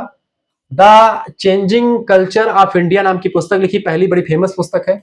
The social structure of village पुस्तक लिखी, ठीक है। इसके अलावा पर्सन एंड सोसाइटी नाम की पुस्तक लिखी। तो बड़े फेमस विद्वान है राधा कमल मुखर्जी, भारतीय समाजशास्त्र के जनक। तो भारतीय समाजशास्त्र में इनका काफी योगदान रहा। भारतीय समाजशास्त्र के जनक नहीं है ये, जीएस घुरिया साहब हैं। इन्होंने समाजशास्त्र को एक मानववादी और समन्वित विज्ञान के रूप में देखा। समाज एक जैविक इकाई है इन्होंने कहा, ठीक है। सामाजिक पारिस्थितिकी यानी सोशल इकोलॉजी की अवधारणा दी राधा कमल मुखर्जी ने। इन्होंने मूल्यों के अध्ययन पर विशेष बल दिया और मानव कल्याण को समाजशास्त्र का एक लक्ष्य बताया। इन सभी समाजशास्त्रियों ने भारतीय समाज की संरचना, परिवर्तन और समस्याओं के वैज्ञानिक अध्ययन का द्वारा समाजशास्त्र को भारत में एक मजबूत आधार प्रदान किया। इस तरीके से आप चीजों को समझ रहे हैं। अब हम महत्वपूर्ण इकाई मतलब महत्वपूर्ण चीजों के बारे में चर्चा करेंगे जो समाजशास्त्र से रिलेटेड है, इस चैप्टर में आपने अध्ययन किया। पहली बात, समाजशास्त्र समाज और सामाजिक संबंधों का वैज्ञानिक अध्ययन करता है। अगस्त काम्टे को आधुनिक समाजशास्त्र का जनक कहा जाता है। सोशियोलॉजी शब्द का प्रयोग सबसे पहले अगस्त काम्टे ने किया। कब किया था? 1838 में। इसको भी आप लिख लीजिएगा। ये सब जो है एक क्विक रिवीजन में बता रहा हूं आपको। समाजशास्त्र की प्रकृति एक सामाजिक विज्ञान की है। समाजशास्त्र का मुख्य उद्देश्य क्या है? समाज, सामाजिक व्यवहार और सामाजिक संस्थाओं का अध्ययन करना, ठीक है। और महत्वपूर्ण परिभाषाओं की अगर बात की है दोस्तों, अगस्त काम्टे की सबसे फेमस परिभाषा समाजशास्त्र समाज का वैज्ञानिक अध्ययन है। मैकाबर पेज की परिभाषा समाजशास्त्र सामाजिक संबंधों का अध्ययन करता है। किम्बल यंग ने कहा कि समाजशास्त्र मानव के सामूहिक जीवन और व्यवहार का अध्ययन करता है। वही गिडिंग्स साहब कहते हैं कि समाजशास्त्र समाज का क्रमबद्ध वर्णन और व्याख्या करता है। मैक्स वेबर ने कहा कि समाजशास्त्र सामाजिक क्रियाओं को समझने और उनकी व्याख्या करने वाला एक विज्ञान शास्त्र है। इस तरीके से महत्वपूर्ण परिभाषाओं को आपने देखा, ठीक है। अब हम समझते हैं महत्वपूर्ण तथ्य जो इंपॉर्टेंट है आपकी परीक्षा के लिए। समाजशास्त्र का जन्म 19वीं शताब्दी में हुआ, यूरोप में हुआ, यानी फ्रांस में 1838 में कह सकते हैं। फ्रांसीसी क्रांति और औद्योगिक क्रांति ने समाजशास्त्र के विकास में महत्वपूर्ण योगदान दिया। पूरे यूनिट का पुनरावलोकन करते हैं हम, ठीक है। अगस्त काम्टे ने प्रत्यक्षवाद यानी पॉजिटिविज्म का सिद्धांत, यानी कोई भी बात कही जाएगी तो देख करके, अवलोकन करके, बढ़िया तरीके रिसर्च करके तब उसको कहा जाएगा। काम्टे ने मानव बुद्धि को विकास की 3 अवस्थाएं बताई, मानव समाज के विकास की 3 अवस्थाएं बताई। पहली धार्मिक अवस्था, दूसरी दार्शनिक अवस्था और तीसरी वैज्ञानिक अवस्था, ठीक है। पांचवी बात, भारत में समाजशास्त्र का विकास 20वीं शताब्दी में प्रारंभ हुआ, यानी 1919 में मुंबई विश्वविद्यालय सबसे पहले शुरू हुआ। 1919 में मुंबई विश्वविद्यालय में समाजशास्त्र विभाग की स्थापना हुई। जीएस घुरिये भारतीय समाजशास्त्र के प्रमुख विद्वान और जनक कहे जाते हैं। एम.एन. श्रीनिवास ने संस्कृतिकरण की अवधारणा दी। राधा कमल मुखर्जी ने सामाजिक पारिस्थितिकी यानी सोशल इकोलॉजी के सिद्धांत प्रस्तुत किया। समाजशास्त्र समाज की समस्याओं को समझने और उनके समाधान में सहायता करता है। ये सारे तथ्य जो थे मैंने आपको बताए, ये सभी तथ्य आप अगर पूरे इकाई का एक जो है विश्लेषण मैंने प्रस्तुत कर दिया है, इस तरीके से आपने इन चीजों को समझा। दोस्तों अब हम संपूर्ण यूनिट से बनने वाले 20 ऑब्जेक्टिव प्रश्नों को समझेंगे। उससे पहले आपको बताऊंगा कि ऐसे ही सभी यूनिट का पीडीएफ नोट्स, सभी यूनिट का आपको PDF notes, model paper revision class कैसे प्राप्त करनी है, ऐसे हैंड रिटन टाइप से आपको नोट्स सब कुछ आपको मिलेगा। कैसे लेना है दोस्तों? आपको एसएमएस कर देना 9984 039 139, इस नंबर पर आपको व्हाट्सएप पर एसएमएस कर देना है, ठीक है। सभी इकाइयों का 8 इकाइयों का आपको पीडीएफ नोट्स मिलेगा, ठीक है। और व्हाट्सएप ग्रुप में आपको जोड़ा जाएगा, सब कुछ मिलेगा। 9984 039 139, इस व्हाट्सएप नंबर पर एसएमएस कीजिएगा। एसएमएस करेंगे दोस्तों क्या, आपको अपना नाम, अपनी यूनिवर्सिटी का नाम, ठीक है, अपने सब्जेक्ट का नाम और आपके सेमेस्टर में अपने सेमेस्टर का नाम लेकर के भेज देना। फर्स्ट सेमेस्टर की फीस दोस्तों अभी के लिए मात्र 100 रुपए रखी गई है। 100 रुपए फीस जो बच्चा जमा करेगा उसको मात्र और मात्र 100 रुपए फीस में सभी सब्जेक्ट का नोट्स, जैसा नोट्स आपको पीछे दिख रहा था, यूनिट वाइज, चैप्टर वाइज सब कुछ आपको पूरा नोट्स मिलेगा, कंप्लीट नोट्स मिलेगा। किताब या सीरीज लेने की कोई जरूरत नहीं पड़ेगी। केवल एक सब्जेक्ट समाजशास्त्र की नहीं बल्कि आपको सभी विषय का नोट्स, ध्यान सुनिएगा, सभी विषय का नोट्स केवल और केवल 100 रुपए में आपको प्रोवाइड किया जाएगा। ये बात आप ध्यान रखेंगे, ठीक है। आपको जैसे आप फीस कैसे जमा करनी, जैसे आप व्हाट्सएप पर एसएमएस करेंगे आपके पास एक क्यूआर कोड स्कैनर भेजा जाएगा। उसी QR कोड पर आपको 100 रुपए फीस जमा कर देने हैं। जैसे आप फीस जमा करेंगे आपको व्हाट्सएप ग्रुप से जोड़ा जाएगा, वहीं पर आपको लाइव क्लास की लिंक मिलती रहेगी, तमाम सारी पुरानी क्लासेस उनकी वीडियो लेक्चर की लिंक मिल जाएगी। इसके सबसे मजेदार बात यह है, सबसे इंपॉर्टेंट बात यह है आपकी परीक्षा के लिए कि यहाँ पर आपको प्रत्येक यूनिट के आपको हैंड रिटेन नोट्स मिलेंगे, ठीक है। दूसरी बात यह है कि एग्जाम टाइम में model paper practice set, revision class, महामैराथन क्लास, इन सभी की प्रैक्टिस सेट मिलेगी। तीसरी बात यह कि पिछले 3-4 सालों के जो इंपॉर्टेंट क्वेश्चन पेपर विभिन्न विश्वविद्यालय में पूछे जाने वाले हैं, रिपीटेड क्वेश्चन है वो आपको मिलेंगे, ठीक है। चौथी बात, रिपीटेड क्वेश्चन मिलेंगे। पांचवी बात यह है कि जो क्वेश्चन पेपर मिलेंगे वो आपको सॉल्यूशन के साथ मिलेंगे। छठी बात यह है कि इसमें ऑब्जेक्टिव टाइप के क्वेश्चन भी उसमें इंक्लूड किए जाएंगे। सातवीं बात दोस्तों यह है कि ये परीक्षा के दृष्टिकोण से बहुत ही महत्वपूर्ण नोट्स होंगे। आठवीं बात यह है दोस्तों कि ये एक प्रकार से आप हमसे जुड़ेंगे तो आप हमारे अवलोकन में रहेंगे, हम आप पर नजर बना करके रखेंगे, आपकी तैयारी बेहतर होगी, आप हमसे डायरेक्टली जुड़ पाएंगे, ठीक है। तो तमाम सारे फायदे आपके हैं और ऐसे तमाम प्रकार की विशेषताएं हैं। 9वीं विशेषता यह है कि कम पैसे में पूरा सभी सब्जेक्ट का नोट्स प्रोवाइड हो रहा है। 10वीं बात यह है कि इसमें आपका दोस्तों जो को करिकुलर वाला कोर्स होता है उसको भी आपको करवा दिए इसी पैसे में, 100 रुपए में को करिकुलर की पूरी तैयारी, यानी कि आपके जो ऑब्जेक्टिव प्रश्न होते हैं प्राथमिक चिकित्सा और स्वास्थ्य का परीक्षा देखें, इसकी ऑब्जेक्टिव भी हो सकती है, लिखित भी हो सकती है, मेजर माइनर की, अलग अलग विश्वविद्यालयों के अलग अलग नियम होते हैं, ठीक है। एक सेमेस्टर में ऑब्जेक्टिव, एक सेमेस्टर में लिखित। तो अगर लिखित होगा तो लिखित की तैयारी, ऑब्जेक्टिव होगा ऑब्जेक्टिव की तैयारी, दोनों। इसलिए मैं 20 ऑब्जेक्टिव क्वेश्चन भी लास्ट में लगा दे रहा हूं ताकि आपको फैक्चुअल जानकारी भी रहे, ताकि आगे चल करके आपको एमए का एंट्रेंस देना है, बड़े बड़े विश्वविद्यालय में पढ़ने हैं, या फिर आपको टीजीटी पीजीटी की क्लियर करना है, बीएड करना है, तो सभी के लिए बड़ा उपयोगी रहेगा ये जानकारी। अब यहाँ पर एक चीज और ध्यान देने योग्य बात यह है कि अगर आप फर्स्ट एंड सेकंड दोनों सेमेस्टर का एक साथ फीस जमा करेंगे तो आपके लिए छूट रखी गई। अभी ऑफर चल रहा है, ऑफर ये है दोस्तों कि फर्स्ट सेमेस्टर का फीस 100 रुपए है और सेकंड सेमेस्टर का फीस कितना होगा, 100 रुपए उसका भी फीस है। लेकिन अगर आप इकट्ठा फीस जमा करते तो फर्स्ट एंड सेकंड का इकट्ठा फीस जमा करने पर केवल 150 रुपए फीस लगेगा। अब आप सोच रहे हो कि गुरुजी हम इकट्ठा फीस क्यों जमा करें? इकट्ठा फीस जमा करने पर आपका 50 रुपए छूट लगता है, और ऐसा नहीं कि आप इकट्ठा फीस जमा करेंगे तो इकट्ठा आपको सेकंड सेमेस्टर का नोट्स भी मिल जाएगा, नहीं। आपको फर्स्ट सेमेस्टर में जोड़ा जाएगा, फर्स्ट सेमेस्टर की क्लास होती रहेगी, और जब फर्स्ट सेमेस्टर का पेपर हो जाएगा आपका नवंबर दिसंबर में, फिर उसके बाद में जनवरी से फरवरी से जब आपकी स्टार्ट हुई क्लास दोस्तों सेकंड सेमेस्टर की, तो उसमें आपको जोड़ दिया जाएगा, यानी कि वहां पर आपको सेकंड सेमेस्टर भी पूरा पढ़ाया जाएगा। और जब मई जून के आसपास आपकी परीक्षा हो जाएगी सेकंड सेमेस्टर के भी, तो उसके बाद में आपका कोर्स कंप्लीट, मतलब इस तरीके से आपका 150 रुपए में पूरा 2027 मई जून तक आपको पढ़ाया जाएगा यहाँ पर फर्स्ट एंड सेकंड दोनों सेमेस्टर का। अब एक चीज और ध्यान रखिए, यहाँ पर 150 रुपए में, तो ये आपके लिए बड़ा फायदेमंद रहेगा। किताब और सीरीज, एक सब्जेक्ट का किताब या सीरीज लेंगे तो 60 रुपए की एक सीरीज आती है एक सब्जेक्ट की, 5 सब्जेक्ट या 4 सब्जेक्ट की सीरीज कम से कम 300 रुपए उसमें खत्म होते हैं। तो ऐसे आपका खर्चा ज्यादा लग जाता है किताब या सीरीज लेने में, और किताब और सीरीज से कहीं बेहतर कंटेंट आपको यहाँ पर मिलता है और एक उच्च क्वालिटी का और एग्जाम ओरिएंटेड चीजें आपको मिलती हैं। तो आप तुरंत एसएमएस करें 9984 039 पर, हमसे जुड़ जाए, देर मत कीजिए, ठीक है। अब आइए हम 20 ऑब्जेक्टिव प्रश्नों को समझते हैं जो एक प्रकार से आपकी परीक्षा के लिए बहुत ही उपयोगी है, बहुत ही जबरदस्त है। वीडियो को लाइक कर दीजिएगा, चैनल पर नए हैं तो सब्सक्राइब भी कर दीजिएगा। पहला क्वेश्चन है, समासशास्त्र शब्द का प्रयोग सर्वप्रथम किसने किया था? अगस्त काम्टे ने किया था। कब किया था? 1838 में। ये भी प्रश्न आप ध्यान रखेंगे। अगस्त काम्टे को किसके रूप में जाना जाता है? अगस्त काम्टे के दोस्तों समाजशास्त्र के जनक के रूप में जाना जाता है। आधुनिक समाजशास्त्र का पिता भी कह सकते हैं, समाजशास्त्र का संस्थापक भी कह सकते हैं, तीनों बातें कह सकते हैं। डी लगा देंगे ऊपर, सभी करेक्ट आंसर हो जाएगा। समाजशास्त्र का जन्म किस शताब्दी में हुआ था दोस्तों? 19वीं शताब्दी में हुआ था। सी ऑप्शन इसका करेक्ट आंसर हो जाएगा। 19वीं शताब्दी का मतलब 1900 के बाद नहीं, 1801 से लेकर के 1900 तक का समय काल 19वीं शताब्दी कहा जाता है, ठीक है। ये बात आप ध्यान रखिए। अगला क्वेश्चन से चौथा नंबर प्रश्न है, समाजशास्त्र के उद्भव में कौन सी घटना महत्वपूर्ण रही दोस्तों? तो रही वैज्ञानिक क्रांति, औद्योगिक क्रांति और फ्रांसीसी क्रांति। इन सभी क्रांतियों ने समाजशास्त्र के उद्भव के लिए एक पृष्ठभूमि तैयार की। ऑप्शन नंबर इसका डी करेक्ट आंसर हो जाएगा। अगला प्रश्न आपका पांचवा प्रश्न है, औद्योगिक क्रांति का प्रारंभ किस देश में हुआ था? तो इंग्लैंड में हुआ था औद्योगिक क्रांति का प्रारंभ। ऑप्शन नंबर इसका बी करेक्ट आंसर हो जाएगा। अगस्त काम्टे का जन्म कब हुआ था? अगस्त काम्टे का जन्म 1798 ईस्वी में हुआ था। मृत्यु कब हुई थी? 1857 में मृत्यु हुई थी। प्रत्यक्षवाद नाम का सिद्धांत दिया, विज्ञानों के संस्करण की बात करी, ठीक है। ये तमाम सारे सिद्धांत अगस्त काम्टे के ही हैं। काम्टे ने मानव बुद्धि के विकास की कितनी अवस्थाएं बताई? 3 अवस्थाओं का सिद्धांत दिया। ऑप्शन ठीक है, ऑप्शन नंबर इसका करेक्ट आंसर क्या हो जाएगा? बी ऑप्शन, त्रिस्तरीय सिद्धांत दिया। काम्टे के अनुसार मानव बुद्धि की अंतिम अवस्था कौन सी है, बताएंगे? काम्टे के अनुसार दोस्तों मानव बुद्धि की जो अंतिम अवस्था है कौन सी, फटाफट से आप बताएंगे? वो अवस्था वैज्ञानिक अवस्था, ठीक है। मानव बुद्धि की अंतिम अवस्था कौन सी? वैज्ञानिक अवस्था। पहली धार्मिक अवस्था, दूसरी दार्शनिक अवस्था, तीसरी वैज्ञानिक अवस्था, ठीक है। ये बात, और ये कोई अवस्था ही नहीं होती है, क्लियर? ये बात आप ध्यान रखेंगे। आगे बढ़ते हैं अगला क्वेश्चन। 9 नंबर प्रश्न आपका आ चुका। भारत में समाजशास्त्र के विकास की प्रारंभिक शुरुआत कब हुई थी? तो दोस्तों कब हुई थी? वो 20वीं शताब्दी में हुई थी। भारत में समाजशास्त्र विभाग की स्थापना सबसे पहले कहां पर हुई थी? बंबई विश्वविद्यालय में हुई थी। कब हुई थी? 1919 में हुई थी। ठीक है, वहां पे प्रोफेसर कौन थे? गोविंद सदाशिवराव घुरिये जी। ठीक है, आगे बढ़ते हैं। 11वां क्वेश्चन सब्जेक्टिव वाला। ये सब चीजें ध्यान रखेंगे, ऐसे तमाम प्रकार के प्रैक्टिसर भी आपके मिलते रहेंगे और ये सभी सब्जेक्ट का ऐसे मिलेगा, को करिकुलर वाला भी मिलेगा, सभी सब्जेक्ट का आपको मिलेगा। ठीक है, प्रश्न है, जीएस घुरिये निम्न में से किस कृति के लेखक हैं? जीएस घुरिये की रचना कौन सी है?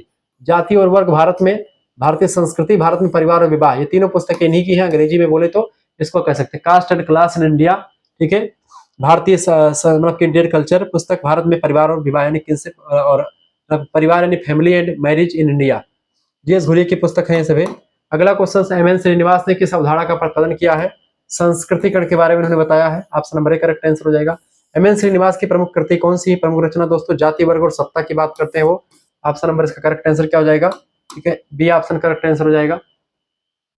दक्षिण भारत में कुर्ग, हाँ कुर्ग जनजाति का भी अध्ययन करते हैं ये, इसका सी ऑप्शन करेक्ट आंसर हो सकता है। सी ऑप्शन या बी ऑप्शन में से कोई एक। ठीक है, दोनों भी हो सकते, दोनों पर काम किया है। हालांकि कुर्ग जनजाति का अध्ययन किया है तो सी ऑप्शन ज्यादा बेटर होगा। 14 नंबर प्रश्न, राधाकमल मुखर्जी ने किस सिद्धांत का प्रतिपादन किया है? राधाकमल मुखर्जी ने दोस्तों सामाजिक पारिस्थितिकी की बात करी, उन्होंने सोशल इकोलॉजी की बात करी है। बी ऑप्शन करेक्ट आंसर हो जाएगा। राधाकमल मुखर्जी की प्रमुख रचना कौन सी है दोस्तों? मूल्य, व्यक्ति और समाज नाम की रचना लिखते हैं वो। ठीक है, सामाजिक पारिस्थितिकी, social ecology, value, human and society, ये पुस्तक, हाँ ये पुस्तक भी इन्हीं की है। और सामाजिक भौतिकी नाम का सिद्धांत दिया, ये बात ध्यान रखेंगे। समाजशास्त्र का अध्ययन वस्तु क्या है? सामाजिक संबंधों का अध्ययन करता है, बिल्कुल बी ऑप्शन करेक्ट आंसर हो जाएगा। अगला क्वेश्चन आप देखेंगे दोस्तों, अगला प्रश्न, समाजशास्त्र किस प्रकार का विज्ञान है? समाजशास्त्र एक सामाजिक विज्ञान है। सी ऑप्शन करेक्ट आंसर हो जाएगा। निम्न में से कौन सामाजिक क्रिया का उदाहरण है? सामाजिक क्रिया दोस्तों भाषा में वार्तालाप करना, ये सामाजिक क्रिया होता है। ऑप्शन नंबर इसका सी करेक्ट आंसर हो जाएगा। अगला 19 नंबर प्रश्न, समाजशास्त्र का मुख्य उद्देश्य क्या है? समाजशास्त्र का मुख्य उद्देश्य दोस्तों क्या? समाज एवं सामाजिक संबंधों का अध्ययन करना। वहीं पर 10वां क्वेश्चन आपके स्क्रीन पर आ चुका, फटाफट से आप देखने का प्रयास करेंगे। प्रश्न है आपका, सॉरी 20 नंबर प्रश्न है, समाज शास्त्र के उद्भव में किन कारकों का योगदान रहा दोस्तों? धार्मिक विश्वास, सामाजिक परिवर्तन, वैज्ञानिक आविष्कार, इन सभी का डी ऑप्शन करेक्ट आंसर हो जाएगा। इस तरीके से दोस्तों आपने बहुत सारे प्रश्नों को देख लिया। मिलते हैं फिर नेक्स्ट वीडियो में, तब तक के लिए जय हिंद जय भारत, आप सभी का बहुत बहुत धन्यवाद। ऐसे ही अगर आपको इकाई संख्या 2 की वीडियो चाहिए तो कमेंट करके जरूर बताएं। जितना इस वीडियो पर लाइक आएगा, कमेंट्स आएगा, उसी आधार पर अगली वीडियोस आपकी आने को कोशिश रहेगी। और सभी यूनिट के आपको पीडीएफ नोट्स मिलेंगे दोस्तों। सारे यूनिट का नाम मैंने शुरुआत में बता दिया है। 8 इकाई है, 8 के आपको नोट्स मिलेंगे आंसर शीट के साथ। सारी जानकारी आपको यहाँ पर मिलती रहेगी। बहुत बहुत धन्यवाद, मिलती है फिर नेक्स्ट वीडियो, तब तक के लिए जय हिंद जय भारत, आप सभी का बहुत बहुत धन्यवाद।